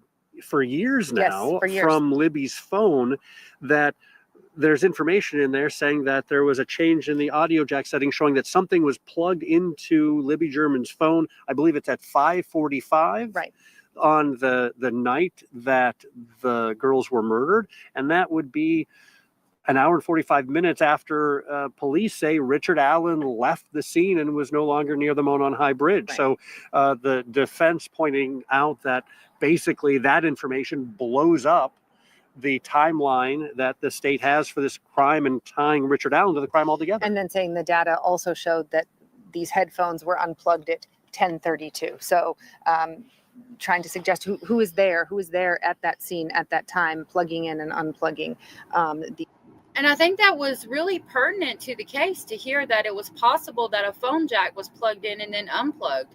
I don't think it was moisture, if I'm giving my opinion, because again, your phone is going to show moisture. Mine does. Mine will say there's moisture in the charging port. Please unplug current charger and plug in one that's basically not wet. And if you're analyzing data that you pulled from the phone, it's going to tell you specifically that a headphone jack was plugged in or there was moisture, would be my opinion on that. It would be either or, not the possibility of both. Allegedly. These headphones. The defense also saying if you accept that their theory, the state's theory, is entirely accurate, you have to consider that this is a very labor-intensive crime scene, and kind of going through the fact that you have this guy, Richard Allen, he is 5'5". You have these two young girls. He gets them down the hill.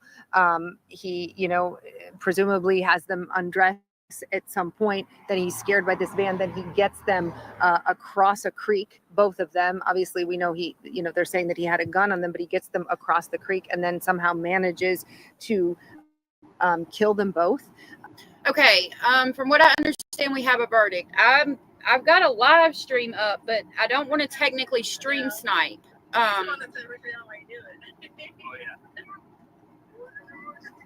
Yeah, that was the one that I found. So what's the time stamp here for Rebuttal?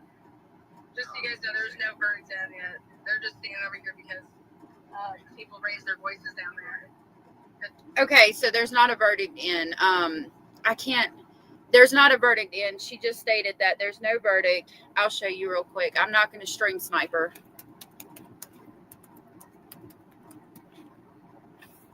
Okay. I'll show you where she just stated that there's not a verdict in. They were just standing there because of something happened down the street. Like I said, I'm not going to stream snipe this person, but I'll show you what's going on real quick, and then we'll go back to that while I continue to watch. Hold on just a second. 8 minutes ago. Let's see. Like, I'm not going to stream sniper, but I'll show you where she said there's not a verdict. They're just standing there because of some noise down the street or something. My computer doesn't like to play lives, so it might take just a second.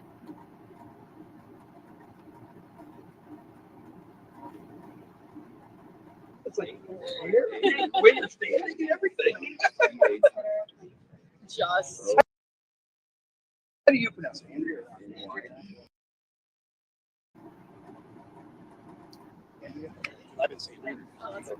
I don't know if it's. I honestly get it all the way. Just so you guys know, there is no verdict. Okay, there's nothing that came out on no scanner, nothing like that, y'all. It's just not true. Okay, so there she stated that there's no verdict yet.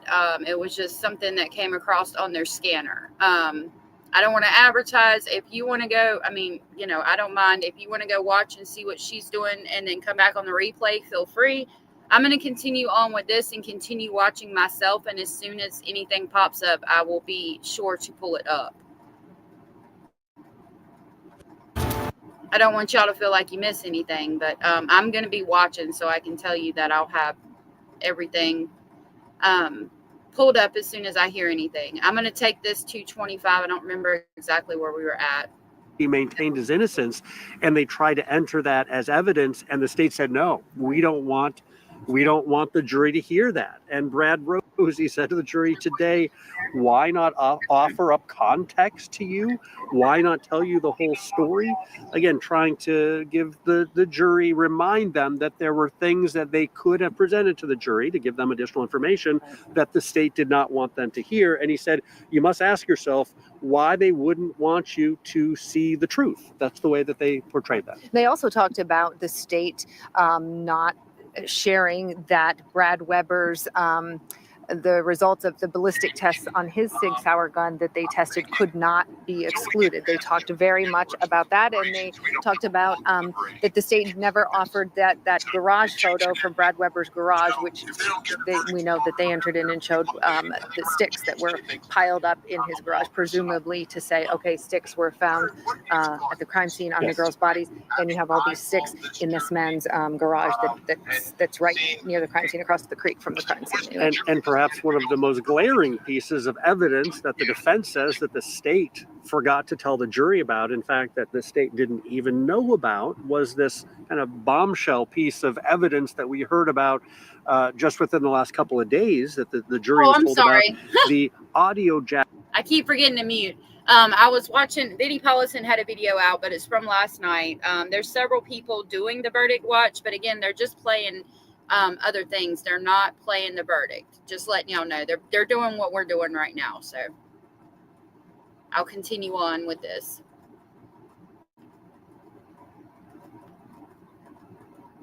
Maybe.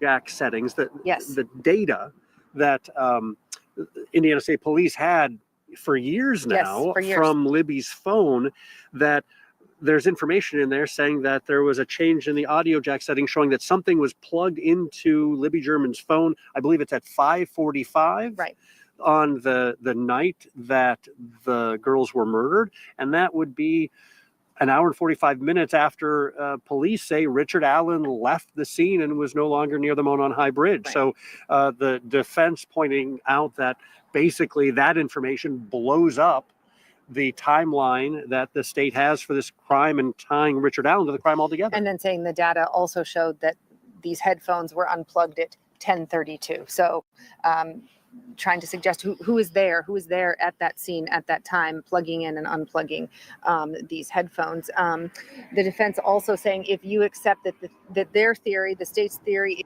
Hey, Indy, thank you for being here. We are watching for the verdict and going over closing arguments again. And I'm continuing to check every probably 30 seconds to see if anything is coming out about a verdict. Is entirely accurate. You have to consider that this is a very labor-intensive crime scene, and kind of going through the fact that you have this guy, Richard Allen, he is 5'5". You have these two young girls. He gets them down the hill.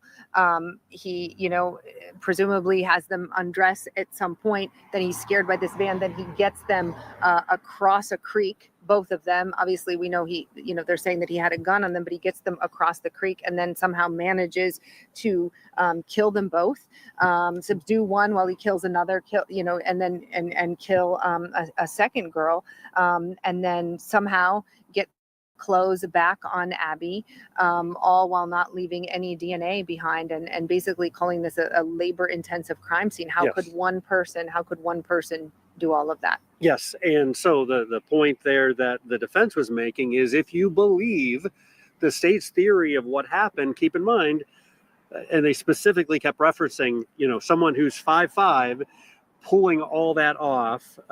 They raise questions in the minds of jurors.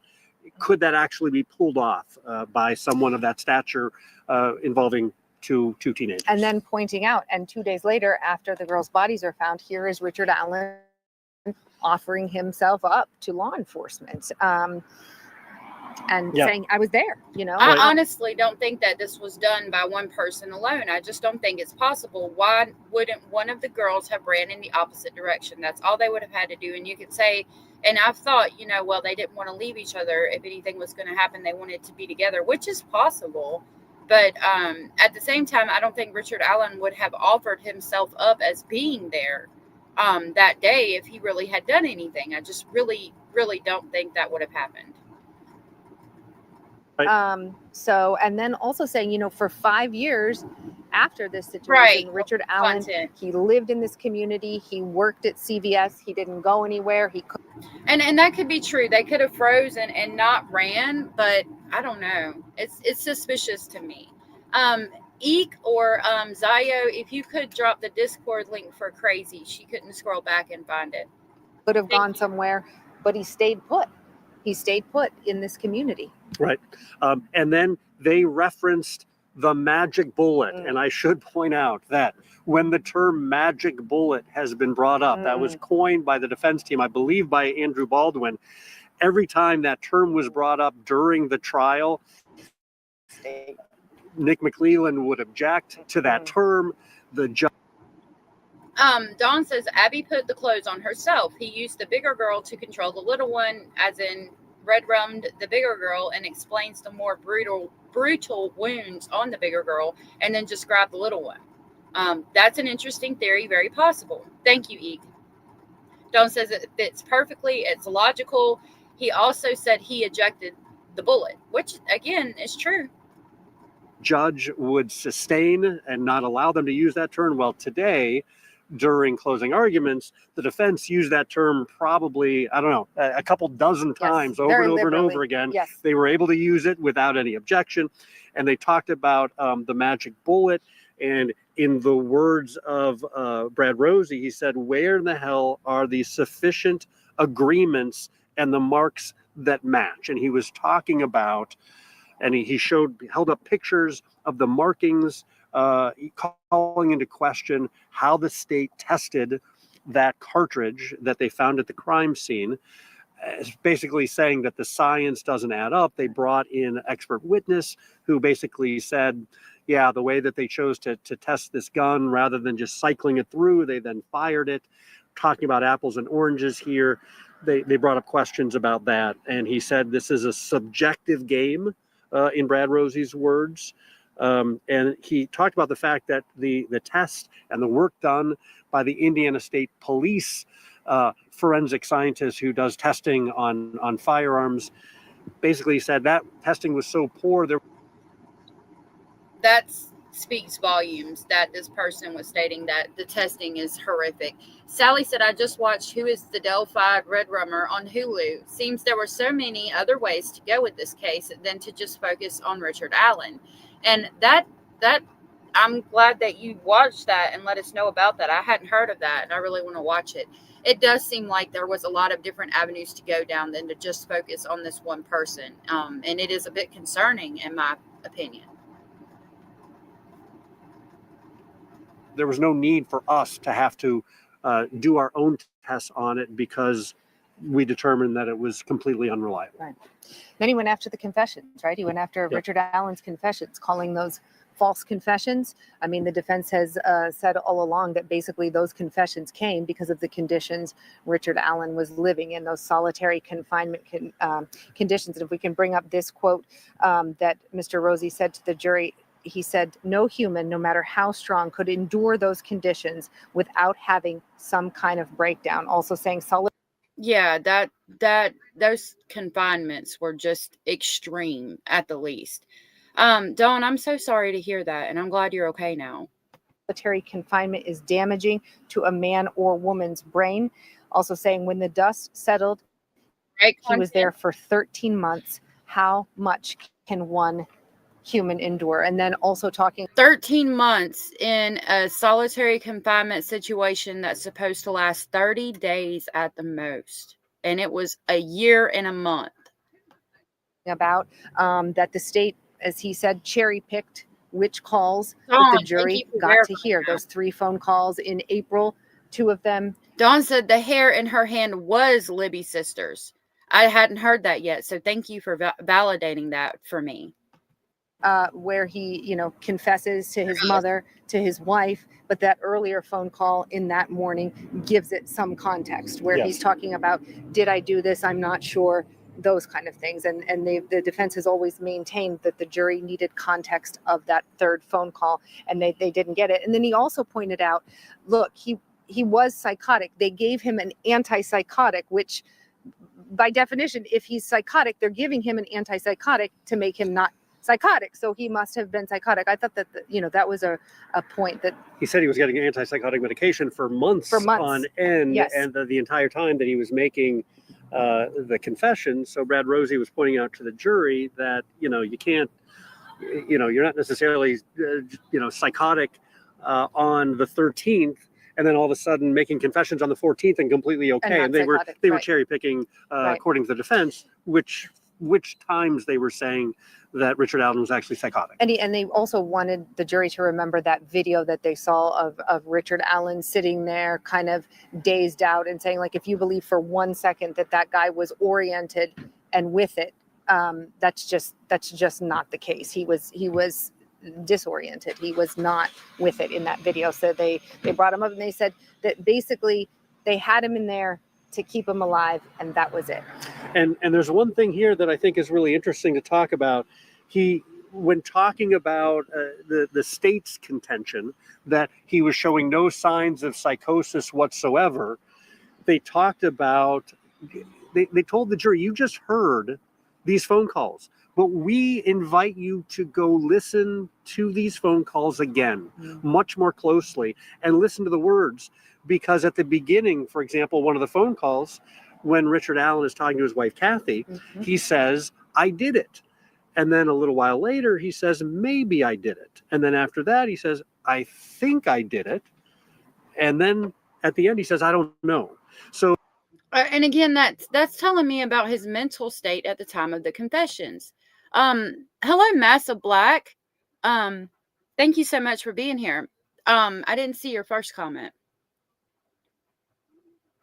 Okay, so Massive Black, I'm not going to highlight, but says the way they kept Richard Allen alive in solitary so he could be held accountable for being a grapist child red rummer was just fine with me. Okay, all right. Thank you for letting us know your thoughts and opinions on that.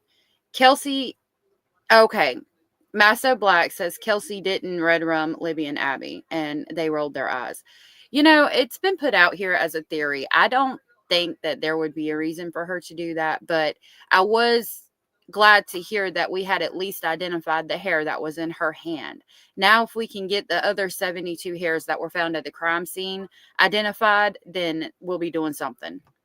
You know? So he says that is not a phone call that indicates someone who is sure that they are confessing to something, and that from a person who is not psychotic at all. Yeah.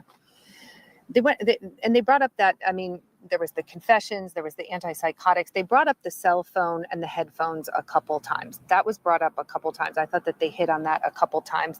When we've talked about that briefly, the 545, the 1032, and this was a quote that definitely stayed with me, and I think we're going to bring this up, basically speaking to that data. Right. Don Young says the hair was in her hand because it was on her the shirt she put on, and I could see that, but they stated it was a brand new shirt that had never been worn. Now, my question would be, was it like in one of those little plastic packaging bags, or was it just laid on the seat in the car as like a new shirt? You know, like you can buy, sometimes it's in a package, sometimes it's not. If it's not in a package, then yeah, I could definitely see how a hair could have got on it when it was laying in the back seat of the car. However, if it was in a package, it doesn't mean that the hair couldn't have got on there, but it would be a lot less likely that it got on there in that way. But again, did they, you know, were they sitting close to each other when she put it on? I mean, there's several ways that the hair could have got on the sweater and her have nothing to do with it. 100%. That cell phone data that they were able to take. The phone has no personality. It has no feelings. It has no emotion, no opinion. It just generates raw data. It speaks for itself. Wanting to point out, again, those headphones plugged in, then seemingly unplugged. But then also they wanted to point to that health app, that data that they were able to get, investigators were able to pull from that health app on Libby's phone, where it shows there was some kind of 20-foot elevation change. Do you remember we heard about that several times from both sides? There was I didn't hear about that. 20-foot elevation change would be probably when they were going down the hill. Anders points out that nobody heard them scream, and that is a good point too. 20-foot elevation change, and Brad Rosie pointing out that location, some kind of 20-foot elevation change, could it be from the south side of the bridge down 20 feet? That would line up just about where that private drive then leads to Brad Weber's house. I thought that was a really key moment that I saw the jury listening to, and he said it's not ironic that road. Okay, Dawn said, no, that's not true. It was Libby's sister's swimming sweatshirt. Yes, I know for a fact it was her sister's swimming sweatshirt that was new. Libby was wearing it, but Abby put it on. Maybe Abby's was new. It was Kelsey's swimming shirt. I'm sure they said that.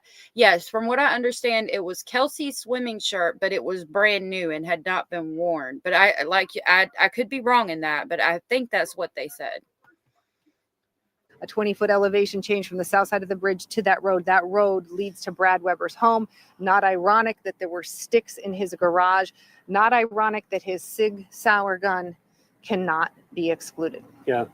Let's try and wrap up for you right now what the defense presented. Keep in mind, it was an hour and 17 minutes. We're trying to break it down for you in about 15 minutes here.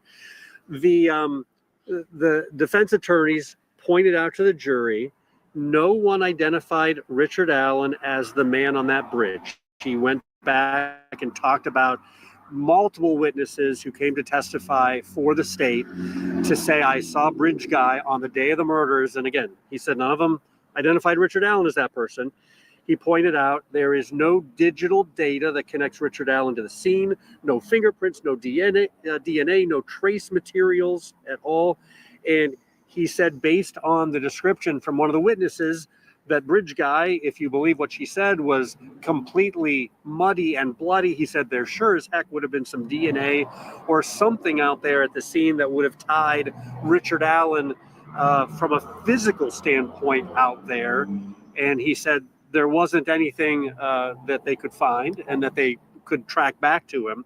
He said at the end of the day, the state's timeline is crumbled. They showed, at this point, things got a little bit dramatic toward the very end of what the defense was presenting to the jury. Brad Rosie showed the jury pictures of a rack used back in medieval times and thumb screws. These are torture devices that were used to get people to make confessions. And he said, as a society, we have advanced since then. But he said the way that we get people to confess now is by sticking them in an isolation unit, in a solitary confinement cell, and throwing away the key. Yep. And he said someone should have spoken up that something was wrong in the way that they had Richard Allen in prison for 13 months in solitary confinement. He said, where is the... So, Eek said, did they ever try to ask Richard Allen why he would have put the sticks in Odin's symbols? Like, stating that if he's guilty, would they not ask him why he placed the sticks there? Like, would that not be a question they asked? And that's a good question, and I don't know the answer to that, and I would love to know. Again, I just keep scrolling through my phone and checking all these Verdict Watch YouTube channels that are live, and they're doing the same thing we are right now. So I continue to watch. I just wanted y'all to know. Dawn said, well, the cuts on Lib are deeper and torn. So to me, that seems like he had the knife on Libby's throat to keep them quiet and in place. That's why the entirety of the knife went into her neck. Okay. Thank you for that. Sorry for not providing a trigger warning, but I appreciate you letting me know that, because that does make a lot of sense. The moral compass. It is such a key. You are the moral compass, looking directly at the jury. He said, we are asking you to get Richard Allen, we are asking you to set Richard Allen free and a verdict of not guilty. And then they brought up a sketch of a boa constrictor squeezing a rat during this time after we saw those torture devices. And they said, whoa, that took a left turn pretty quick. Crazy. I don't know how to use Discord either. I'm learning myself. So don't feel bad at all, because they're trying to teach me. My people in chat are trying to teach me how to use it myself. That is the power of the state, the power of your government. And then also told the jury, now is not the time to step back into the Middle Ages. And you pointed out to me that your perspective was, it wasn't just Richard Allen. Okay, Jen, and thank you, Sarah. Who was essentially on trial during these closing arguments today. It was the DOC, the prison system, the Indiana prison system, they seemed to be putting on trial, I thought, at one point. That is what the defense presented today. Again, some very poignant moments, and very much intended to highlight, Scott, some of the things that the state either didn't say during the testimony presented to the jury, or some of the holes that the jury didn't necessarily get answers to. Oh, honey. It was normal in shaman. That is super sweet. I want one. Oh, it's so cute. I'll have to post it in the Discord. Back to you for a final comment in just a moment. Let's bring Katie back in and talk about the defense's closing arguments. So based on what Bob and Emily have recapped for us, being in court all day, what do you think about what the defense did to poke holes in the state's case? There's a lot to unpack there. It seems from Bob and Emily's reporting that they went at it very strong. You might remember that in our days leading up today, we've talked about how in the defense's case, they will just drop little nuggets and they don't have any burden. So they don't have to present a cohesive story, but they'll drop little nuggets along the way that they tie up in closing. And they did that. You might remember when they first started presenting their case, I said, it's just not a good look for the defense to be recalling state's witnesses to remind or to point out to the jury what the state did not tell them. And they did that, and it paid off in a big way in their closing argument, because to be able to start your closing argument by saying it's what you did here is. Y'all, I was checking my email for what Jenny sent me, and I wanted to let y'all know I've got an 800-page document that goes over the entirety of the case with Stephen Stearns. And in my email, I have just gotten a couple of documents as far as what's been going on with Stephen since he's been incarcerated. So be looking for those videos. I should be able to get these documents of him since he's been incarcerated out hopefully today. The 800-page document is going to be a several-part video because I'm going through it and reading it to you guys. So be on the lookout for those videos. I would do it in a live, but I want to be able to get it out to the people who haven't already seen the lives where I covered some of what's in those documents. Not everybody comes to the lives, you know. So I just wanted to let you know. It's equally important to what the state did not want you to hear. That is absolutely huge. This jury has received an instruction on reasonable doubt. And within that instruction, it says a reasonable doubt can arise from the evidence or a lack of evidence. And we know that the jury is now aware that there's evidence missing that they'll never hear. But on top of that, there's evidence that the state presented that they gave you no Abellis, I wanted to let you know specifically that I did the same thing in reference to Sarah Boone. Now, it's taken them like a month to get back to me with Stephen Stearns. I don't know how long it'll take for Sarah Boone, but I do have that request in. Explanation for why it's consistent.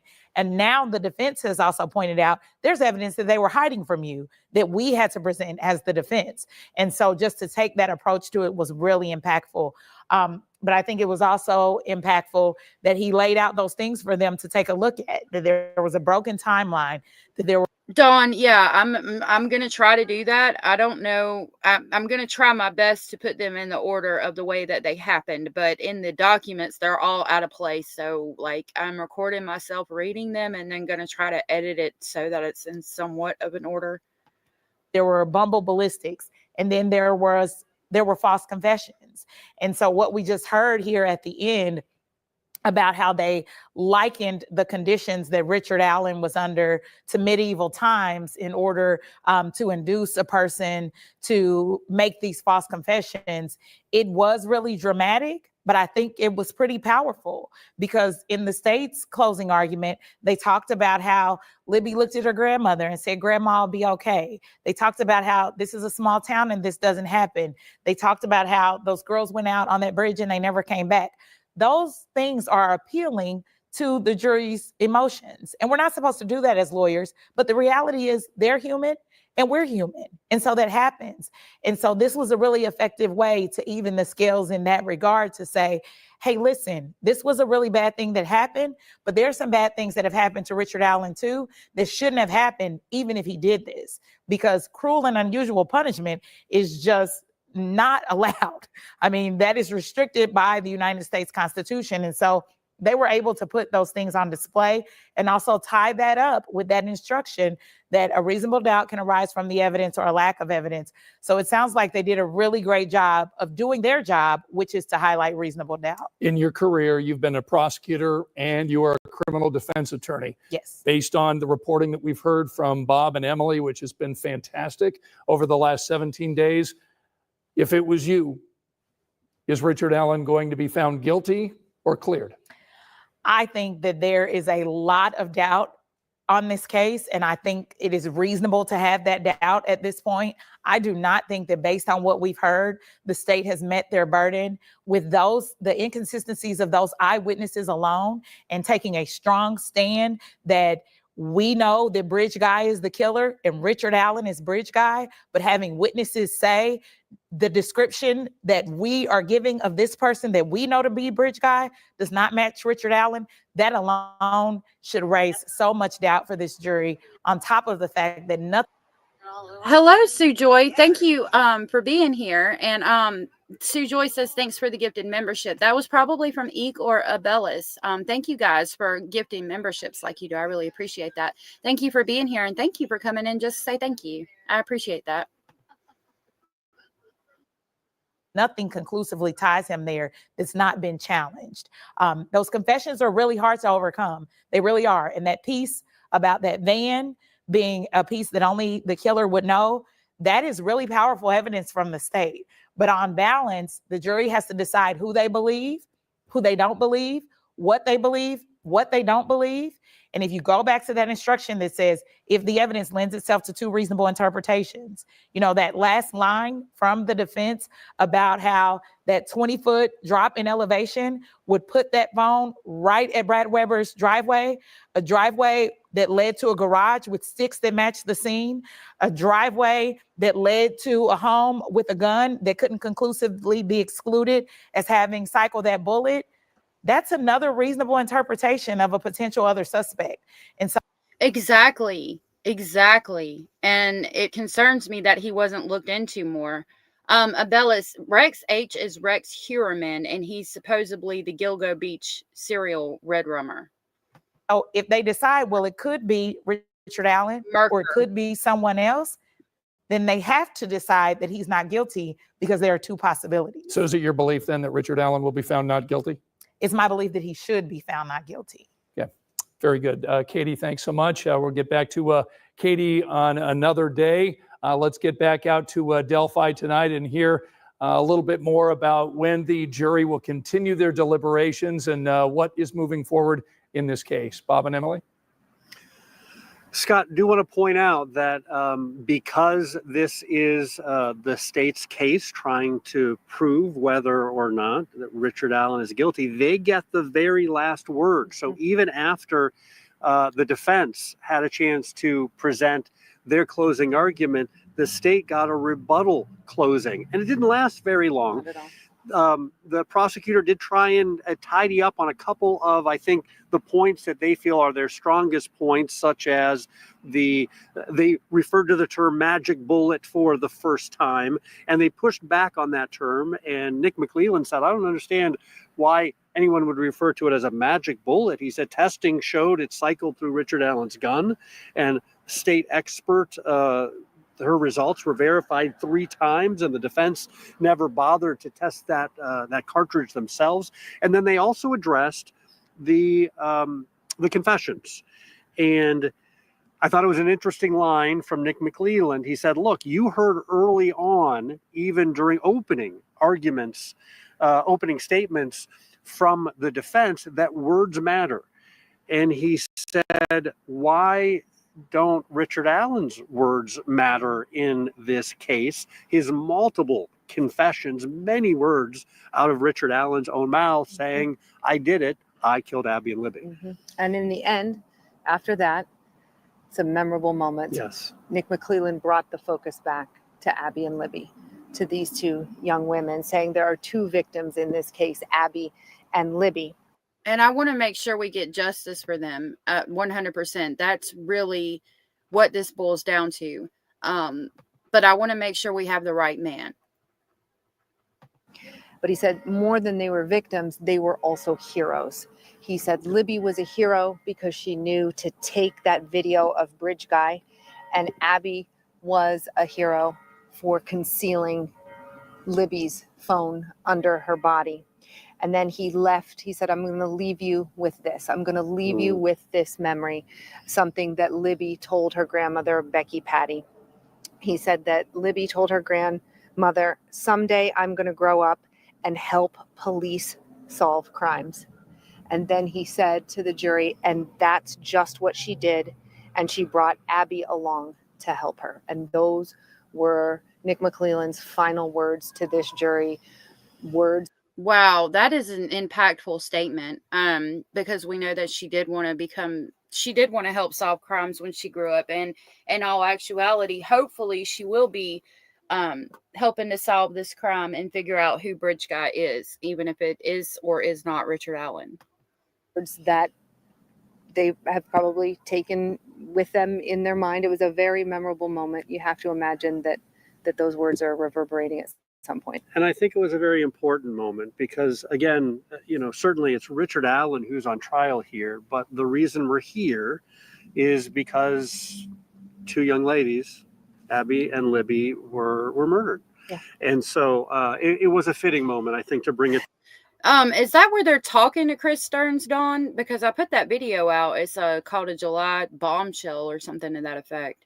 Back to the girls before the jury went into their deliberations. So we do want to mention that the jury got instructions from the judge. It took several minutes to explain all of the instructions. First, they heard exactly what the charges again are against Richard Allen, counts 1 and 2.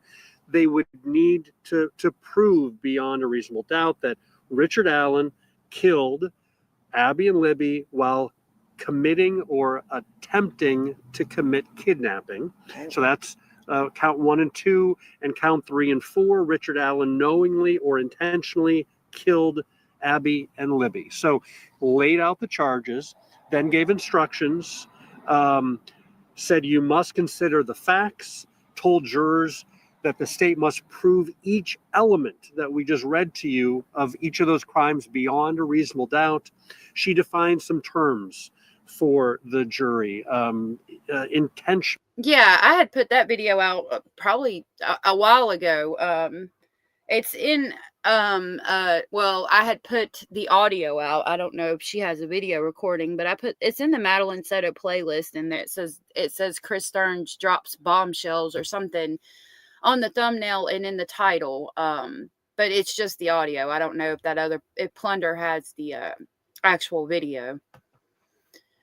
And knowingly, for example, she defined for them. She defined the word fact. She defined inferences and direct evidence and went through some of those things. She reminded jurors that the burden is on the state, and few other things. She said that, again, it's important that the jury not hold against Richard Allen the fact that he chose not to take the stand in his own defense. She said that a defendant is not required to do that, and so jurors are not allowed to hold that against them during their deliberations. She said that the transcripts of the testimony, those are not being provided to jurors. They have to go from their own memory and any notes that they took down. Those were some of the more, I think, important instructions. She did say that, again, jurors, they don't have to overcome all doubt. She said that they just need to be convinced beyond a reasonable doubt. And she said if there is a real possibility that the defendant is not guilty, you must give him the benefit of the doubt and find him not guilty. So jurors, as you mentioned right at the top of the show, they deliberated for about 2 hours. We weren't sure how long they would go today. They broke earlier than what we were expecting. They are back at their hotel tonight. They'll be back tomorrow morning at 9. 9 to 4. That's the schedule that she gave us. And we do not know if we will hear back from the jury tomorrow. Right. We don't know if it's going to be a day. We don't know if it's going to be a week. At this point, we are here at the Carroll County Courthouse waiting. Yeah, and we're in a situation, too, if the jury has questions, we don't have any instruction of and any possibility of going in to hear what questions they have. So there's really at this point no way for us to know kind of what they're talking about, what they're thinking about, what's on their mind. Yes. So we're kind of troubleshooting that, I guess you could say. Yeah, we will leave you with the fact that for the jury, this is day 25 since they reported for jury service. It's been 22 days since they were sworn in, and they have been sequestered from their homes and their families in Allen County. Their work is now, again, they are nearing the end, and this is the part that, everyone has been waiting for this jury to review all the facts, all the evidence, to review everything that they've heard from the witnesses to come to a determination. Is Richard Allen guilty or not guilty as far as the murders of Abby and Libby? So we will be here waiting tomorrow throughout the day to see if we hear back from the jury. And Scott, we will be here until we are able to bring you the conclusion and bring you a verdict. Yeah, Bob and Emily have just been doing such a fantastic job since cameras are not allowed. Okay, so that just told me right there that these guys are going to be there and they're going to be live and let us know as soon as there's a verdict. So I keep watching them and I haven't seen anything. The coin thing, I actually pulled up pictures. Hold on, I'll show you real quick because I actually have them on here. I had pictures of the parenting coins that you were referencing, and I was going to show you. Yeah, maybe I think it's in here. I was going to show you that video, and I can tell you when I put it out. You have to give me a second because I make playlists when I go live. Okay. I've still got to add one video to this and then my new stuff when I get it put out. But about the Chris Stearns interview, I've had that out for a while. But my channel's new, so people don't know to come here. See, these are all in order, and I've got one where she rides to the precinct that I need to go right there. It was put out a month ago. Bombshell, July 2024 interview. So many questions answered with Chris Stearns. Now, these videos that I put out are just that, like videos without commentary, except like right here, it says reading an article about Stephen Stearns' court hearing today, October 14th. And that was where he went to court. And then the ones I'm putting out where I'm reading the documents, of course, will have my voice in it, but I try not to add commentary to those if you ever need those. What was the other thing? Oh, yeah, the coins. Let me show you those real quick. I pulled up on Amazon pictures of the coins, and it's actually for the video that I'm going to make where I read through.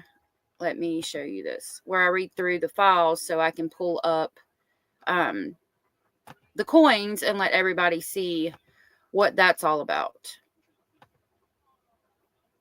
So I think it's going to share my files, but then I'll show you the close-up of the pictures.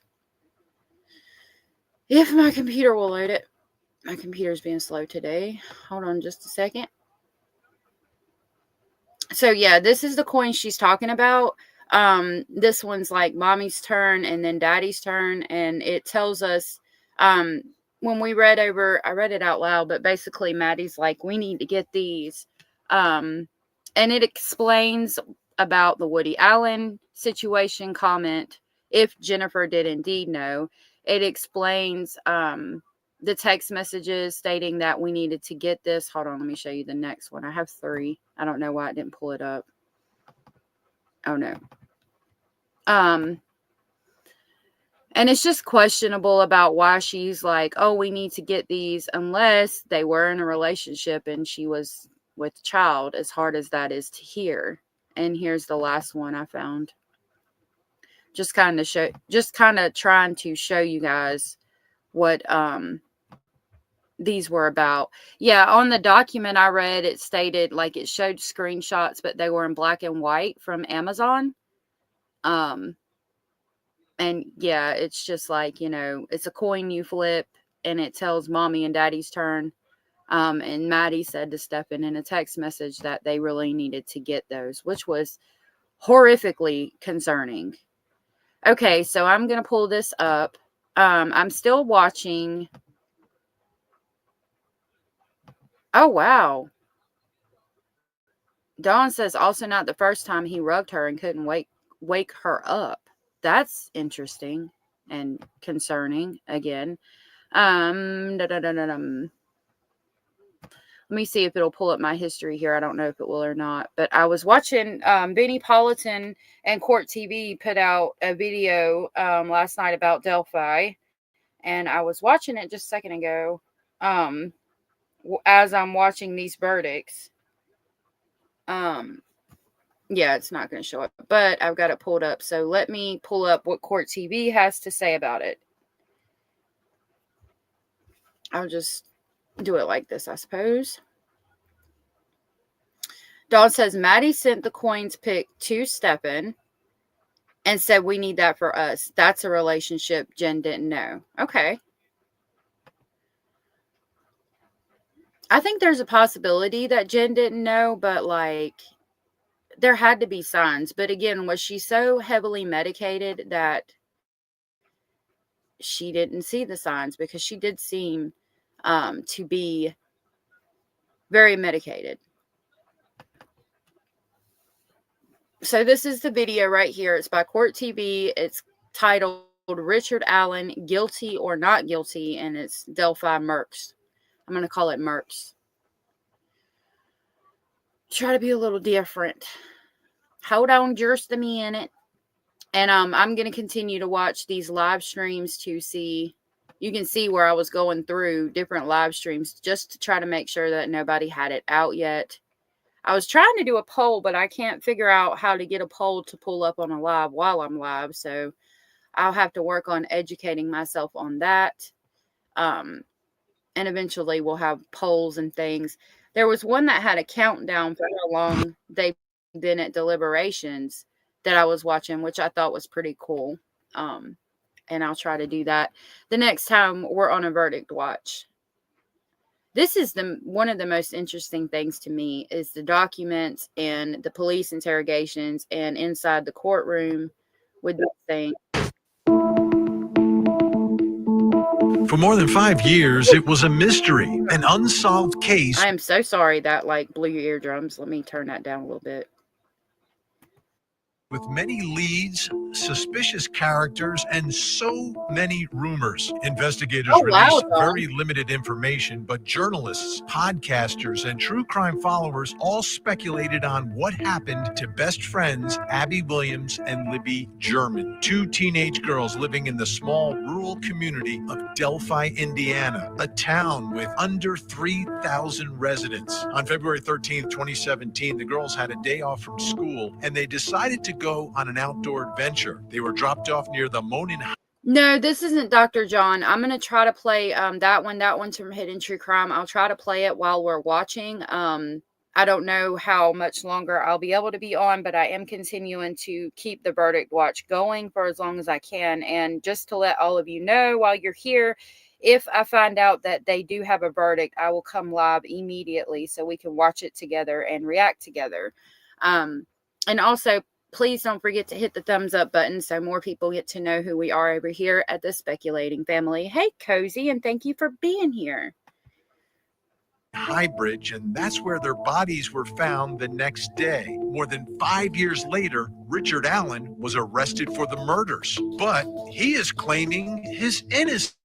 And the defense has their own theory of the case. A group of white nationalists who practiced the ancient Nordic religion of Odinism murdered the girls in a ritualistic killing. They also claim that the reach of these local Odinists goes all the way to the prison where he was being held. But at his trial, Richard Allen was prohibited from using any evidence connected to Odinism. And now all the evidence is in. All the arguments have been made, and it's time to hear from the jury. And we are live from Indiana with all the latest in the Delphi murders trial.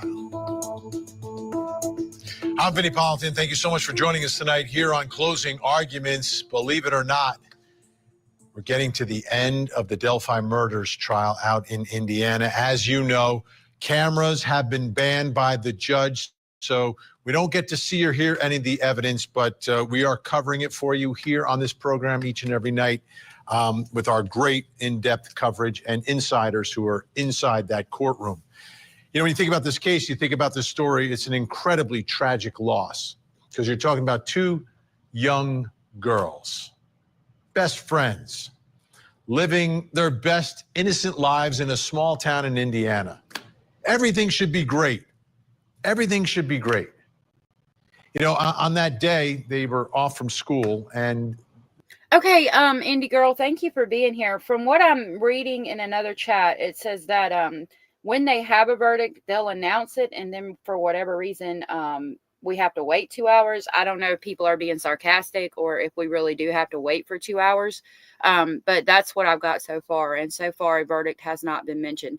I personally think it's going to take a long time. I don't know if they're going over the weekend. If they're not, I would say probably Monday or Tuesday before we get a verdict. If they're just going during normal court hours, because this case, there's going to be, just like out here with all of us, there's going to be people who like know for a fact that he's guilty. And there's also going to be people that know for a fact that he's innocent. And you got to allow time for those people to debate back and forth with the evidence that was presented and all come to some kind of conclusion. So I think it's going to take an extensive amount of time. Mima said they have 10 minutes to get back.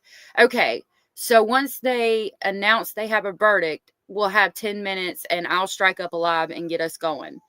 Unless it's like 1 o'clock in the morning my time. I don't know if they're going to stay overnight or what. I'll tell you content.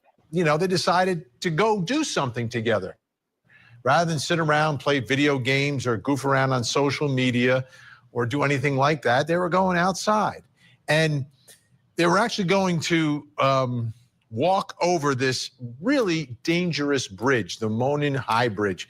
And I guess it's sort of a rite of passage. I think all the folks from that area at one point or another try to see if they could walk over that bridge. You're looking at it right here. I mean, no rails on the side. It's the wood slats, a little rickety, but they did it. Like they made it over the bridge, and then there were some trails near the woods that you could walk around. And there were other people out that day because it was a little bit warm for February. It states that it's 3:55 in Indiana because they're on Eastern Standard Time, which I don't, like, I was concerned that maybe I got it confused with my time zone, but that's what my phone is telling me. I need to look at a map and educate myself because I didn't think Indiana was on our timeline. I don't know, Meemaw. Meemaw says, I think tomorrow maybe we'll get a verdict. I don't know. It's possible. Either way, I hope that we get a verdict soon, but that they have weighed all the evidence and made the correct decision. For February in Indiana, it's like in the 50s, which is actually a really nice day in the dead of winter. And they were having an innocent, good time, but they made it over the dangerous bridge. And the question is, the man they ran into that day, was he more dangerous than the bridge? And prosecutors say it's this man, Richard Allen.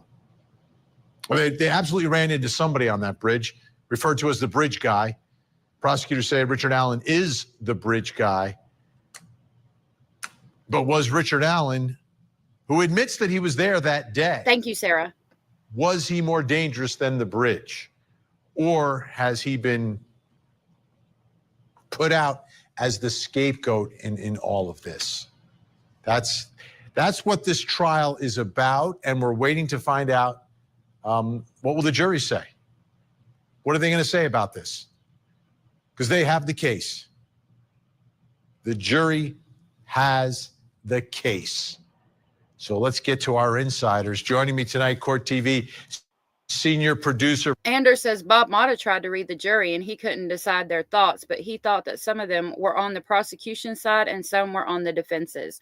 I couldn't read that jury. There would be no way, because I know for a fact that some are dead set that he's innocent, some are dead set that he's guilty. That's why I think it's going to take a long time. Sir Barbara McDonald and criminal defense attorney, host of the Defense Diaries podcast, Bob Motta, both in Indiana, both on this story for a long, long time. and both inside the courtroom for this trial to see and hear the evidence that we can't see and hear. Literally, our eyes and ears in the courtroom. Thank you both for being here. All right, Barbara, let's begin. What is the latest from deliberations? Because the jury has the case now. Right, Lemon. They do have the case, and they deliberated about 2 hours this afternoon and then called it a day. They are sequestered, so they didn't get to go home. They went back to their hotel, about a half an hour probably away from the courthouse. They'll begin again tomorrow morning at 9 a.m. They were told to begin their deliberations with selecting a 4-person. We imagine that they did that. And then they discussed the case for 2 hours and said, all right, that's enough for today. We'll come back tomorrow. The judge said that they can go until 4 p.m. each day unless they request to go longer. They chose to go shorter today, Vinny. And are they sequestered? They are fully sequestered, so they don't have access to the internet. They are allowed to have their phones or laptops in the evening with bailiff supervision while they check in with their family and loved ones and check work emails, that sort of thing, but they are not allowed to keep those devices. They have no radios, no televisions, no internet. They can't talk about the case with anybody else, and they cannot deliberate when they're at the hotel. Knowing that now, I should know any time now if they, or, within the next 10 minutes or so, if they're deciding to call it quits for the day or continue on. Definitely by the end of this, I will know if they're going to stop at 4 o'clock or if they're going to continue on with their deliberations. And I would assume whatever day they decide to go past 4 o'clock and continue on with deliberations might be the day we hear a verdict or sometime around then. Meemaw says, I made up my mind when they said no to Odinism and no to the second sketch and other things. Yeah, that was a big issue for me too. Why not present all of the evidence so the jury can make an informed decision? Deliberate at the courthouse. Bill, this is very unusual. Usually you have a jury that is sequestered. The deliberations and the days go longer and they keep them. I know they've been working Saturdays. So, Barbara, how long was this trial? It was 17 days of testimony, 18 days, including today with closing arguments. Okay, 17 days of testimony. I have a little theorem, Bob Mata, for what an average deliberation time is.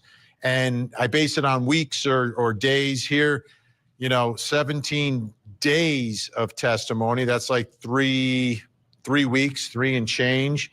I'm thinking until we get past 17 hours of deliberations, we don't have a long deliberation in a case like Thank you, Meemaw. Meemaw says, I love your channel. Thank you so much. That's a sweet thing to say. Thank you. We love you being here. Like this. So they did 2 today. If they don't get a verdict tomorrow, they don't get a verdict Monday, I think around Tuesday things start getting on the longer side. But what are your thoughts as you sit here tonight, having eyeballed this jury, and seeing that, hey, a sequestered jury decided to go home early today? Yeah, that took me by surprise, because one of the things that lawyers that actually do trial work hate most is when a jury goes in on a Friday, in terms of it, especially if they heard closings and then they get the instructions and then they end up going in at like 1 o'clock on a Friday. That's the dreaded time to have them start, because if it's been a long trial, you always have that fear that they're going to get a compromised verdict because they're done. They're over it. They want to get out there. They don't want to have to either come back or deliberate on a weekend. So I was excited that this thing was getting done on a Thursday. I was like, well, they're only going to have like four hours to, really kind of get into it.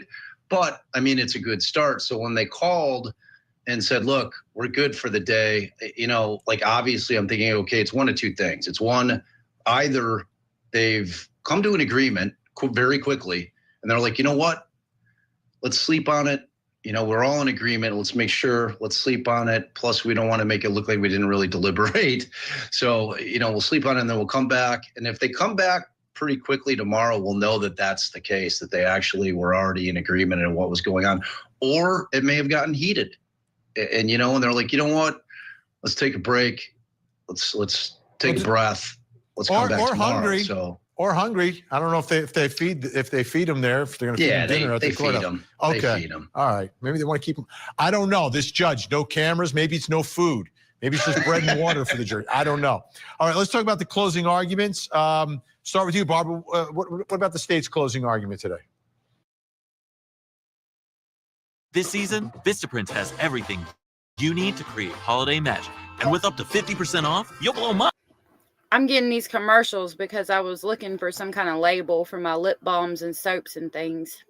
The state took about an hour for their first part of their closing argument and then only 7 minutes for their rebuttal closing argument.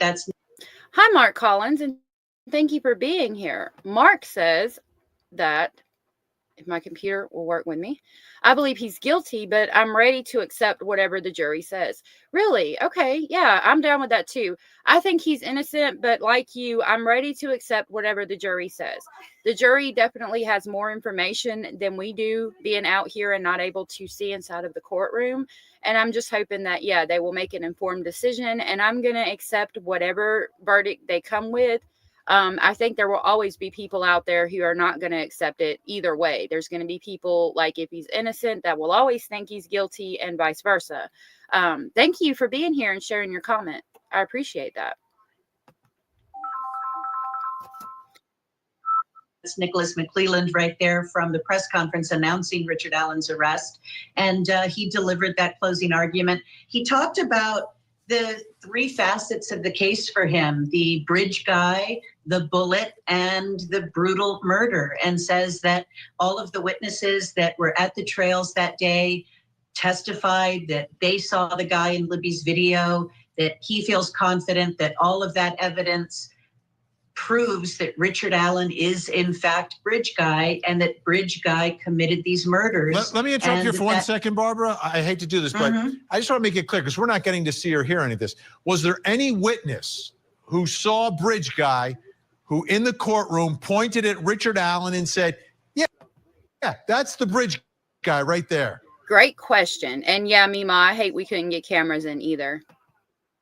No, the only witnesses who did that were law enforcement people who talked about talking to Richard Allen, like Dan Doolin, the DNR guy who first took that tip from him back in 2017. He identified Richard Allen in the courtroom, but none of the witnesses from the trail, those teen girls, Betsy Blair or Sarah Carbaugh, who supposedly saw a muddy and bloody man walking back to his car, none of them were asked if they saw the person that they saw that day in the courtroom, and so none of them pointed him out. So and that speaks volumes to me. Why would you not ask them that and have them point that person out, unless you already knew what the answer was going to be and it was not going to help you in the case that you're presenting on your side? How do they say they proved that Richard Allen is the Bridge Guy? Was it his own statement saying, I walked across the bridge that day?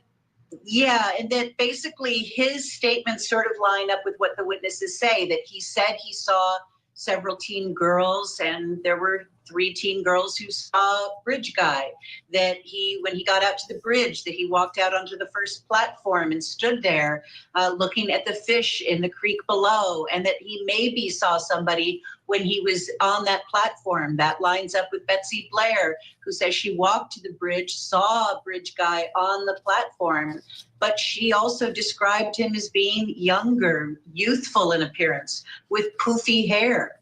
So it's up to the jury whether or not they believe that the man that Betsy Blair saw was in fact Richard Allen. The state seems confident, but will the jury be confident? Right. And how did they connect that Bridge Guy is the one who committed the actual murder? That was something they just said, that there was nobody else there, that the video shows one man, and that they believe Richard Allen did this acting alone. The defense, of course, has pointed out throughout this trial that multiple people in law enforcement thought there could be multiple killers involved, that there was more than one murder weapon used, that the scene would have taken one person just too much time, and so therefore it makes sense that more people were involved. The former sheriff, Tobe Lesenby, even testified that that was his belief. Wow. All right, Bob Mata, watching the state's closing argument and listening to it, what are your thoughts about because Richard Allen needs to be bridge guy needs to be the murderer. Did they close the gaps on all of that? It's hard to know. I mean, there was nothing novel about the closing. I mean, it was. And I agree with all of that statement. They need him to be bridge guy, and I don't think they've done a good job in proving that 100% without a doubt that he wasn't bridge guy. Essentially the I'm same currently thing. checking to see if there's any information out on that they stopped at 4 or what's going on. So I might be quiet, but I'm here. He said in the opening, like he didn't really focus on the evidence all that much in terms of, I mean, we have the round, it's unequivocal in the mind of the state that is the nexus between Allen and that crime scene, right? So the he touched on it unspent round that cycled through his gun but wasn't fired, based upon their experts' analysis, that the markings on that are the same as the markings on a round that was fired from the gun. Correct. And I mean, he talked about it a bit, but, considering that was their strongest piece of evidence, I found it, he kind of just glazed over it. But part of that is due to the fact that Oberg, the expert who testified, really didn't give an explanation to the jury as to why it was a sufficient agreement, which is, like that type of terminology used in that field for a match. All right. They're not allowed to say a match. They have to say there was sufficient agreement. So there's this concept that you have to show your work. But in terms of he really tried to build his argument around the timeline and that, look, we know Allen was out here. We know these people saw him out here. He has to be a bridge guy because no one else saw another guy out there. Wow. It's process of elimination. He has to be the guy because no other witness talked about any other guy. So I mean, and that was basically it. Process of elimination, right? It had to be him. There's nobody else there. That's what they're saying. Nobody else there. All right, Barbara, let's talk about the defense closing argument. How was that? The defense talked about the evidence and said that the state did not give you the full story about what happened out there and that they had to fill in the gaps by calling other witnesses who were on the trails that day who didn't see a man but also didn't hear any scream. Okay, Mark, I hope you have a wonderful day. Thank you for stopping in. As far as them not hearing any screams, any rustling or anything, and people stating that they could hear squirrels running around in that area and nobody heard a thing, makes me question whether the crime was committed at the scene, because surely somebody would have heard it. And there's several other things to take into account when going down that road. I don't see somebody being on the bridge during the time that it happened and not hearing anything. Or any commotion coming from the crime scene. We heard from searchers who were at the crime scene that you could hear people on the bridge. So they sort of made the analogy that if people from the crime scene could hear the bridge, people on the bridge should have been able to hear the crime scene. Nobody heard anything, even though there were multiple people who even walked across the bridge during the time the state believes these murders happened. And they also talked about Richard Allen's treatment behind bars and those false confessions, as they called them, and said that his treatment was essentially torture. They Bradley Rosie showed some images of medieval torture devices and then showed a slideshow of images of Richard Allen behind bars. Just really difficult images to see, him lying naked on the floor of his cell, him covered with a hood over his head, other images of him strapped down, and then finally put up an image of a python wrapped around its prey and said, in this story, that python is the state. Interesting. So they're playing, Bob, they're playing Richard Allen as a victim here. But we have, you can say emotions have nothing to do with verdicts and shouldn't have anything to do with verdicts. but it's a reality. Everyone's a human being. Every juror, everyone in that courtroom, and you've got two innocent young girls who were brutally killed, and it was unconscionable what happened to these two girls. Their families. Okay, it took me a minute, but from what I understand, the jurors have left in a van for the day, and they had a police escort behind them.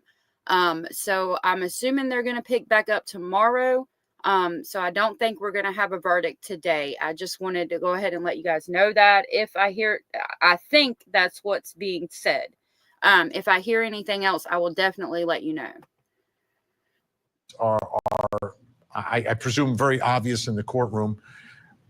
And I've got to think that a jury's going to want justice for the family. They won't want to let the family down. That if there's the evidence is there, they're going to try to get them some sense of justice. So balance that, Bob, versus the defense's attempt to garner sympathy for Richard Allen.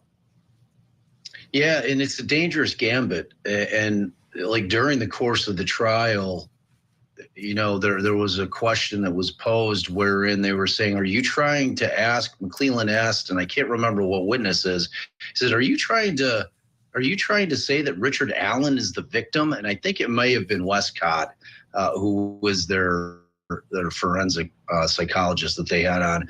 And she said, Jury no. is gone for the day. Just wanted to let y'all know. We're going to continue watching this, and then that's going to be it for me today as well. But like I said, if we get a verdict in, I will be going live with it. But I just want to let y'all know while we continue watching this that I'm 99% sure that the jury has left for the day.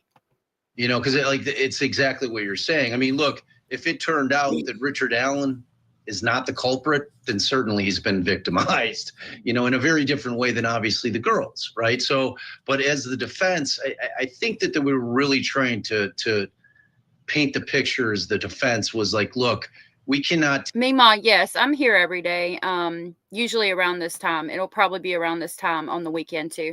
I come live every day, so I'm here every day, and I will be watching for the verdict. If we get a verdict in a time that I'm not live, then I will start a live as soon as we know a verdict's in so we can watch it together. Jenny did just drop my my live schedule time, but I recently changed to this time period at like 1:30 in the afternoon. So it will probably be 1:30 every day, Monday through Sunday.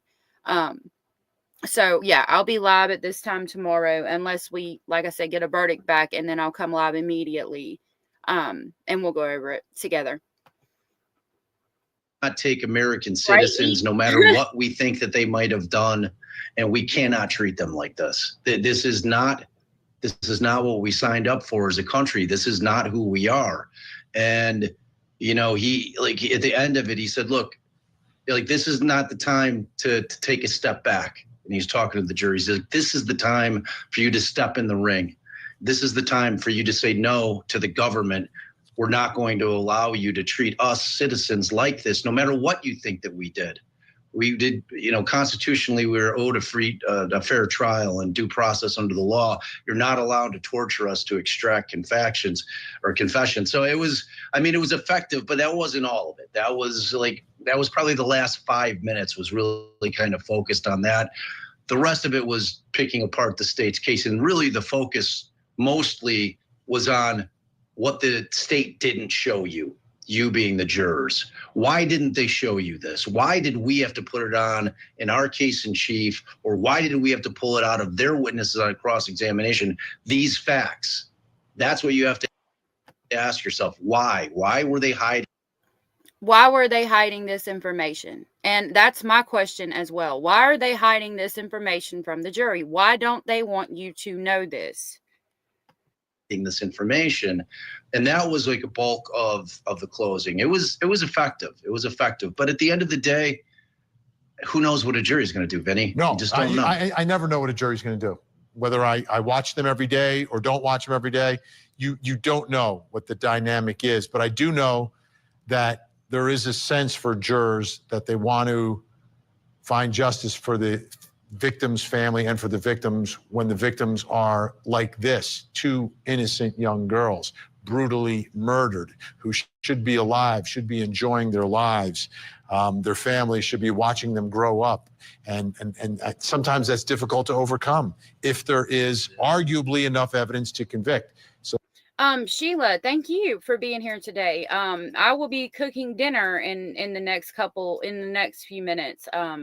It's interesting that you're going to go cook breakfast. Thank you for being here.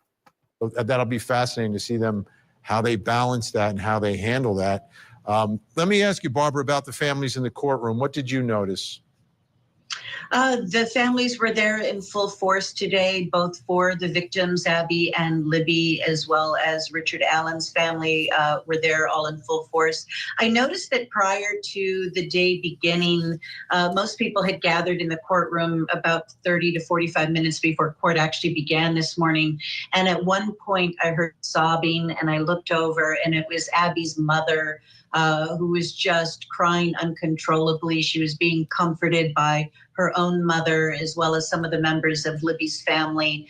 You could just feel the emotion. They have waited almost 8 years for justice. They believe that Richard Allen is the guy. They have confidence in this investigation. And I think they're ready for this to be over. Not that it necessarily brings closure for them, but they can move on to the next phase of the grieving process without having the question of who did it, where are they, and when are they going to be brought to justice, provided there is a guilty verdict here. That's so true. They never get closure. Never get closure, but... Oh, okay, that's right. You told me that. Thank you for reiterating. Have a good day, Sheila. You get a sense of justice, which is the only thing you can have, and you get to, like, turn the page, go to the next chapter of whatever's going on, but you never, ever, ever forget. Barbara McDonald, Bob Motta, I know will be speaking on Friday, which is oftentimes a verdict day. So thank you so much for your great reporting, great insight and analysis of what's happening there. Okay, when we come back, we'll bring in our think tank. We'll dive into some of the evidence and some of the issues in the Delphi murder case with our think tank, plus coming up next hour. Tonight on Vinnie Politan Investigates, Maya Millette disappeared on January 7th, 2021. Her body has never been found, but her husband has been charged with her murder. While we wait for the trial, everyone is still looking for an answer to the most important question: where is Maya?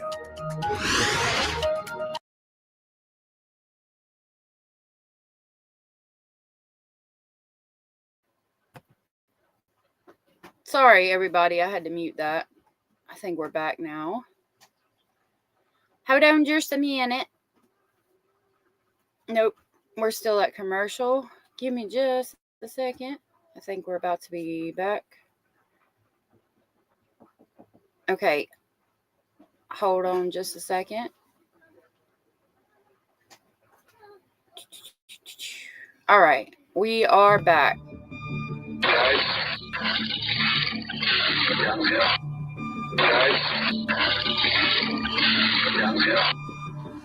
Let's never forget this case went unsolved for 5 years, the Delphi murders. Then the arrest of Richard Allen took place, and prosecutors said they wrapped it all up. He did it by himself. There was no one else involved. Richard Allen says he's innocent, pointing the finger in other directions. But during the course of this trial, more evidence has come out. We've had testimony from witnesses, and now we have a much better timeline of what witnesses say they saw and where Richard Allen was and where Abby and Libby were. So I want to go through that right now. This is sort of a timeline map that we've put together to try to understand what was going on that day. And we begin at 1:26 p.m. Bree Wilbur is sitting on a bench near Mears Gate entrance to the trails when she sees Bridge Guy. Okay, so she sees Bridge Guy. Bridge Guy, that's the video we've been seeing all the time. There he is. 1:43 is when Libby's sister Kelsey drops Abby and Libby off across from Mears Farm. So now they're dropped off by Mears Farm. And, you know, before that, you see the Bridge Guy near the entrance of the trails. 2 o'clock, another witness. Her name is Betsy Blair. She sees Bridge Guy on the first platform of the Monon High Bridge. I love these timelines that we can look at and see in like the actual layout of everything. I love it. And said that he seemed to be looking for someone. Okay, so 2 o'clock, there he is, first platform of the Monon High Bridge. And again, when they identify this guy, it's the guy from the video. It's the guy from the video that the witnesses are identifying. 2 o'clock, Betsy Blair is walking away from the Monon High Bridge as she passes Abby and Libby, who are walking towards the bridge, which is interesting, right? So Betsy Blair's walking in the opposite direction, first sees the bridge guy, then sees Abby and Libby, which tells me that Abby and Libby are going to be walking past the bridge guy. Because at 2:13, the bridge guy is captured on video on Libby's phone in the background, as if they've walked past him. So at that point, 2:13, Libby and Abby have gone past this bridge guy. So the bridge guy is going to now, standing there, whatever he's looking for, sees 2 young girls by themselves. 2:32 is when Libby's phone stops moving, and prosecutors made a big deal about this. They believe this is the time that the murders are taking place. We get to another important time and another important witness. 3:56, Sarah Carbaugh is driving past the Hoosier Harvest Store on CR 300 North when she sees a muddy, bloody man walking west on the north side of 300 North, away from the Monon High Bridge. So I think through this timeline and the map, you can kind of see the movements of everyone connected to what happened here. And you see the connection, and you see the way prosecutors are putting the bridge guy right next to and in the vicinity of Abby and Libby based upon this eyewitness testimony. Let's bring in our think tank, see what they have to say about all this tonight. Joining us tonight, criminal defense attorney Eklund Mercy, also with us. Again, just really important information that I think that is a great idea to talk about again. It's retired criminal defense attorney Kirk Nurmi and former federal prosecutor Nima Rahmani. Welcome, everyone. So how effective is all of this, putting all of this together, where the eyewitnesses are seeing the bridge guy in the vicinity in the same time that they're seeing Abby and Libby? Eklund, I think this is absolutely crucial. Yeah, and I think it doesn't help the prosecution much, because it's the next question I'm going to ask is, what did you do after you saw a bloody, muddy man? Did you call the authorities? No, she didn't contact anyone until like 3 weeks later. Yeah, and that's my problem there. And then we have the bridge guy. The issue is that the defendant here has a very distinct facial feature. Like, he has a very distinct beard, and regardless if you're muddy or bloody or what have you. We have to be honest here, Eklund. However he looks in this photo is 5 years after the double murder. This thing wasn't solved overnight. Should have been solved overnight if they believe Richard Allen is the one, because a couple days after it happened, he called in and said, I was there, but for whatever reason, there was no follow-up and they cleared him. So, I mean, beards can grow. Like Nima's beard is always the same. I don't know what that is. I don't know. I don't know how he does that. I don't know if it's a filter on the camera or something, but it's always perfect. But other people's, their beards grow and shrink. But well, as distinct his beard is, it just seems that if somebody were to describe him, one of the first things even with remembering this case, I was like, oh, the beard case. So that's a very distinct feature. That's a very distinct thing. If I could see blood and mud, then I could see beard. So I think she's got a good point there. Now he could have been clean shaven back then, but you still would be able to get a better look at his face if you can see mud and blood, would be my thought process on that. That's going to be an issue. And then the question of the phone, why were you recording at that time? Like, what were you doing at that time? So unless they set proper foundations to really confirm the veracity or the, just how sure the witnesses are, I would need that information.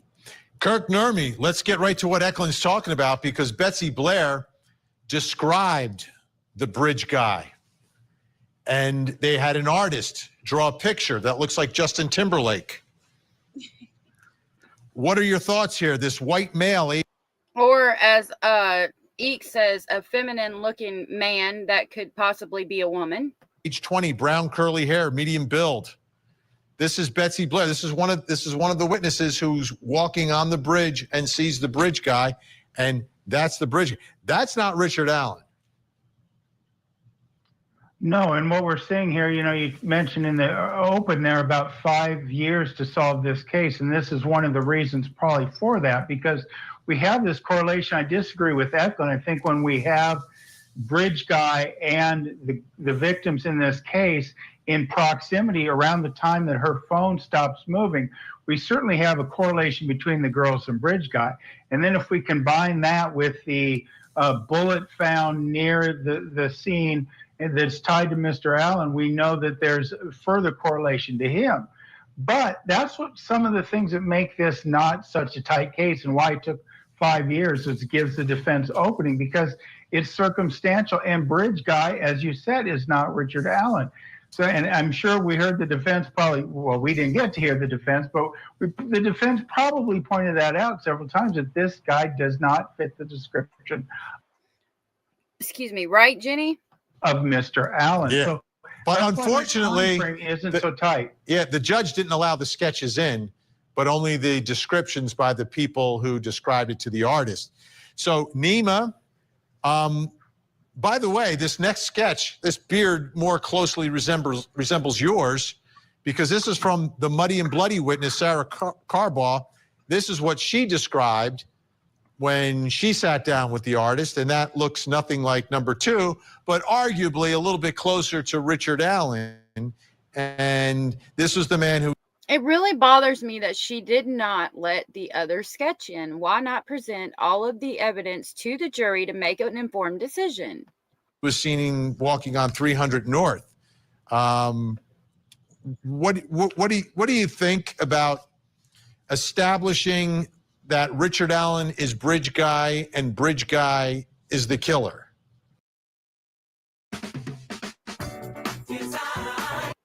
I don't think they've done that. I don't think they've established that Richard Allen is bridge guy. The only way the defense can really defend this case, say that Allen is neither bridge guy, or he is, but bridge guy didn't kill Abby and Libby. And we've talked a lot about how eyewitness identification is not accurate, but what is accurate is that Snapchat video. And there's a reason that law enforcement released it, and we spent years on this show talking about that video and down the hill and trying to say, is Allen's voice the voice of the person in the video? Is that individual wearing the jeans and the blue jacket, is that Richard Allen? So I would set these sketches aside and focus on the video, because of course the eyewitness testimony may not be the most accurate, but that video doesn't lie. Great point. Jenny also has a great point and said, but at that point she might have seen Richard on the news, so what if her memory made her think she saw him after all? That's another good point, although I do think the witness statement was made before Richard Allen was supposedly being held accountable for this crime. I could be wrong in that, though. Yeah, as we put the sketch next to Nima, I was like, if we put one of those little, old-time newsy hats on him, like it could be him. So I just want to do this, Eklund. We have like 30 seconds after I lay this out. But that witness, the muddy and bloody witness you have a problem with, there are some problems. She said there was mud all over, blood spatter on the lower pants only. She contacted police 3 weeks later because she was freaked out by what she saw. The defense points out that Carbaugh said mud 11 times in her first interview with law enforcement, but never said blood. And the defense points out in a second interview, she said mud 13 times, but never said blood, and then got argumentative. So do you think that if she's talking about blood at the trial, but not talking about blood in the first two interviews, that that's a big problem? Absolutely. Because of the 3 weeks.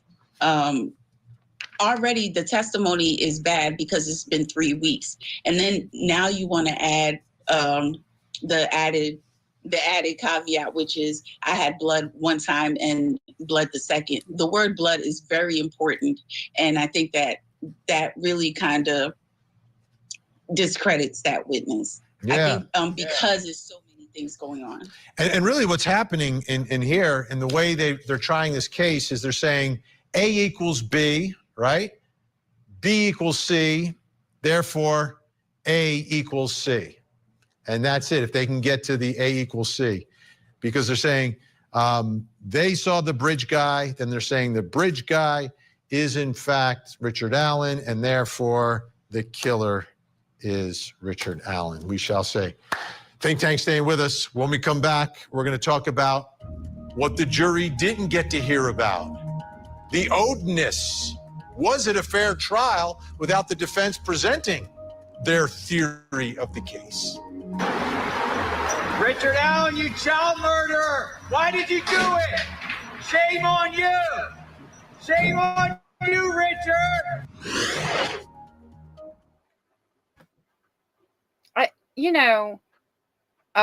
Bogus. I honestly didn't.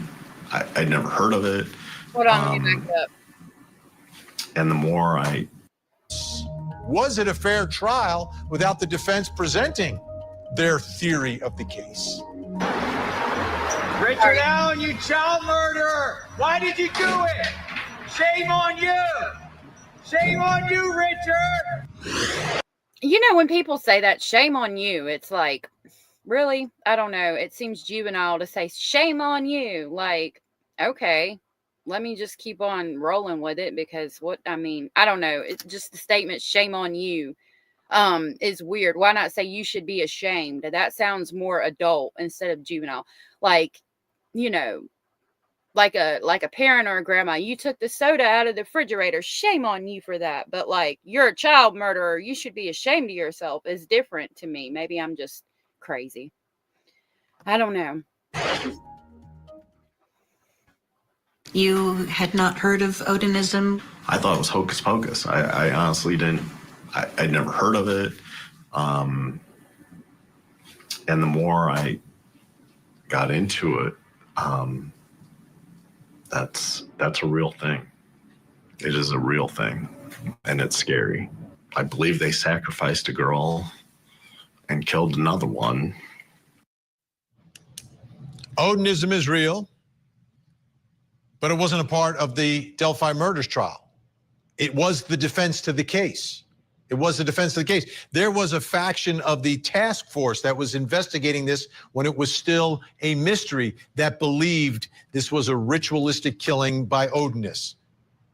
Absolutely believed it. And if the police set up a task force for it, then again, why are you not allowing the jury to hear about it? None of that testimony permitted by the judge. So what is Odinism? It's a Norse pagan religion hijacked by white nationalists. That's what the defense has said. That's something I can take comfort in. Trixie says, well, since the jury is still deliberating, that means at least some feel that he's not guilty. And I can take comfort in that because I lean towards the fact that he's not guilty. But again, for those who think he is guilty, it also leans to the fact that some thinks he is. So take a look, because what I have here is the description of how Abby and Libby were found at the scene. And based upon that description, we put together these images. And what the defense was talking about was the arrangement of the sticks, that it would mean something next to a tree, and some of the markings in blood on the tree together were part of this ritualistic killing of these two young girls.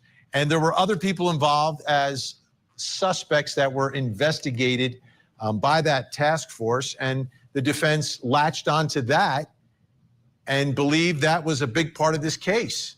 But again, prohibited from bringing any of that testimony. Then the evidence shows, and the defense pointed this out, during his pretrial incarceration at the Westville Correctional Facility, Richard Allen was monitored, intimidated, and mentally abused by correctional officers who were members of the Odinite cult. The Westville Corrections officers boldly wore patches on their DOC uniforms that proclaimed, "In Odin we trust," along with another patch. And when they made this allegation, we're like, are you kidding me? And then the state's response. I like the way they use that it says the Westville correctional officers boldly, the word boldly, wore patches on their Department of Correction uniforms that proclaimed, "In Odin we trust." The choice words, boldly and proclaimed. I like that, and it speaks volumes to me, and I like the way that they used those two descriptive words in there instead of, something that said, that they just wore the patches and it said, "In Odin we trust." No, they boldly wore those patches and they proclaimed. You understand, like what I'm saying? I like their terminology there. Oh, yeah. Both Sergeant Blank and Sergeant Blank have worn patches that refer to Odinism. These patches reflect Sergeant Blank's and Sergeant Blank's religious beliefs and are not associated with any kind of a cult. So Odinism is real. The people who are watching him pre-trial when he's doing all these confessions were Odinists, but the jury knows nothing about any of it. Let's bring back our think tank. Eklund Mercy, Kirk Nurmi, and Nima Rahmani with us. Kirk, it's not like the defense grabbed this out of some place and made it up. It was in the discovery. It was part of the task force investigation. Then it was part of what was happening in the correctional facility. How shocked are you that none of this was permitted? And does that make this trial unfair from your perspective in any way? Did you know you can work while protecting your SSDI benefits? I don't know what that is, but thanks for the information. I do. I have a big issue with the fact that they weren't allowed to state it in court. Yeah, I mean, I think it's more than shocking. It's downright repulsive. The idea that in America, first of all, we're going to prohibit someone who has a Sixth Amendment right to defend themselves, the opportunity to do so. And as you said, it wasn't as if they were just making this up. It's a real situation. It was thought of as a theory by investigators. You know that it's in some of the discovery. So this idea that the judge cut off somebody's Sixth Amendment rights is repulsive. I mean, obviously she's maybe not a fan of the First Amendment. And also when we talk about the denial of Sixth Amendment rights, we cannot forget that the torturous environment. In KOT before me. Thank you so much for being here. Yes, the jury is out for the day.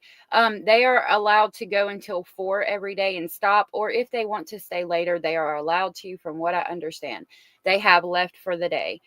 So we are finishing out this interview from Court TV, and that's going to be it for me today. However, if they do get a verdict, I'm going to come live and we are going to discuss it together. I do, however, think it'll be at least tomorrow, if not Monday or Tuesday, before they get a verdict. Thank you for being here, and I appreciate it. Environment that you were talking about in the earlier segment with Bob Mata about the hood over the head, the pictures that Barbara mentioned, things of that nature. Getting a confession of that nature is something that we've rejected under the Eighth Amendment. So I think there's going to be a lot of problems with the trial, and it does begin with the Odinism and the denial of that defense. Nima, former federal prosecutor, was this fair? Thank you, Jen. It wasn't, Vinny, and I've been on Court TV many times, and I've said that I think Richard Allen has a much better chance on appeal than he does at this trial. Me too, and I don't think it was fair. You can't ask a jury to deliberate without all of the information from the case. And again, if the police felt pertinent enough to release the sketch, and they felt pertinent enough to make a whole entire task force to go down the Odinist theory avenue, then why not present that to the jury? I mean, if you felt strongly enough to do those things about it, then you must have thought there could have been a chance that it's true. Therefore, the jury needs to know, in my opinion. I do not think Right, the jurors Email? are going to return a not guilty verdict. I don't think they're going to hang either, but the defense should be able to present their alternate theory of the case. It could be weird, it could be bonkers, it could be conspiracy theory, it doesn't matter. If you're a prosecutor, argue the case straight up. Don't cut out the defense's legs from under them. Let them point to someone else. And I think this does explain, I don't agree with it, why the defense thinks the 60 admissions or confessions were coerced by the prison guards. So let them argue their case. I think the trial judge made a mistake here. We may have to retry this case all over as a result. Yeah, Eklund, I was shocked when none of this became part of the case. We have about 25 seconds left here. Does this now make this an unfair case and set up Richard Allen for a potential appeal wherever it goes? Oh, yeah. I'm not shocked because, just based off of the town and how small it is, and just if you have officers who are actively participating in it, so it's not shocking. But I do believe that it's just not.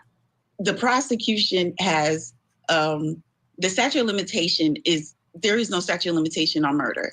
And for you to expect the jury to do your case for you, that's the problem. Yeah. I think that's the shock. Yeah, I think if you have the evidence as a prosecutor, it doesn't matter what the other side has. You have the evidence, you just prove it. Anyway, Eklund Mercy, Kirk Derby, Nima Romani, thank you so much. Great to see you all. When we come back, I'll reveal something else you need to know tonight. Join court team. I wonder what this other thing is that we need to know tonight is. So we'll listen to that. Oh, Zio, I hope you had a good nap. I hope my voice wasn't too loud for you. I used to read tarot cards. I stopped now. Hold on a minute. We need to do another one of those too, the interview with a killer. Welcome back. Time to reveal something else you need to know tonight. Let's take a look at the big board. And there we have a death penalty suit for the accused Idaho student. Okay, so sorry about that loudness. My neighbor's doing something real quick. But this is going to go into the Brian Kohberger thing. We also need to talk about that as well. Maybe we can do it Sunday because I still want to do this verdict watch if court is in session tomorrow for the jurors. I still want to continue to watch about this verdict and continue to discuss Delphi. But I do want to talk about Brian Kohberger as well. So we will be doing that probably Sunday. Student's killer. The judge ruled that he will be able to wear civilian clothes for all pre-trial hearings in his death penalty case, and obviously will be able to wear it in front of the jury. In the meantime, his defense attorney is trying to get the death penalty taken off the table in this case. Let's take a listen. I think you can consider what Judge Boyce did in the Vallow case. That was as a result of the state having failed to provide the information, violating its court order. We don't think it's appropriate to force somebody to choose between competing constitutional rights. Lori Vallow had not ever waived speedy trial. And so she had the choice to waive speedy or not face the death penalty. And we think that since we were forced to choose between rights, those should be reinstated and the court should strike the death penalty. Yes, Abella. The judge will make a decision soon. And now to California for another something else you need to know tonight. Jurors have decided the fate of the defendant in the killed in the crosswalk murder trial. Prosecutors say Brandon Janik ran a red light and killed a 47-year-old named Joshua Gilliand as he was walking across the street. He's charged with second-degree murder, gross vehicular manslaughter, felony hit and run, and felony DUI. Gilliland. Bear and Marshmallow, thank you for being here.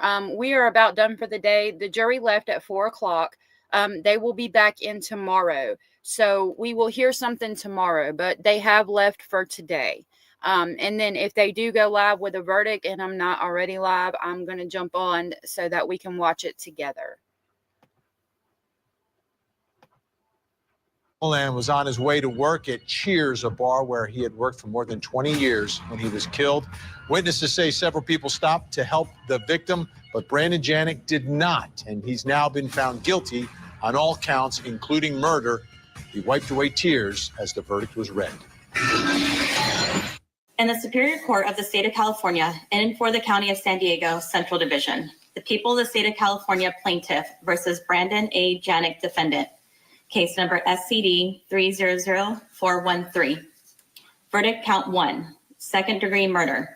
We, the jury, in the above entitled cause, find the defendant, Brandon A. Janik, guilty of the crime of second-degree murder in violation of Penal Code Section 187A, as charged in count 1 of the information, dated November 7, 2024, signed by juror foreperson number 4.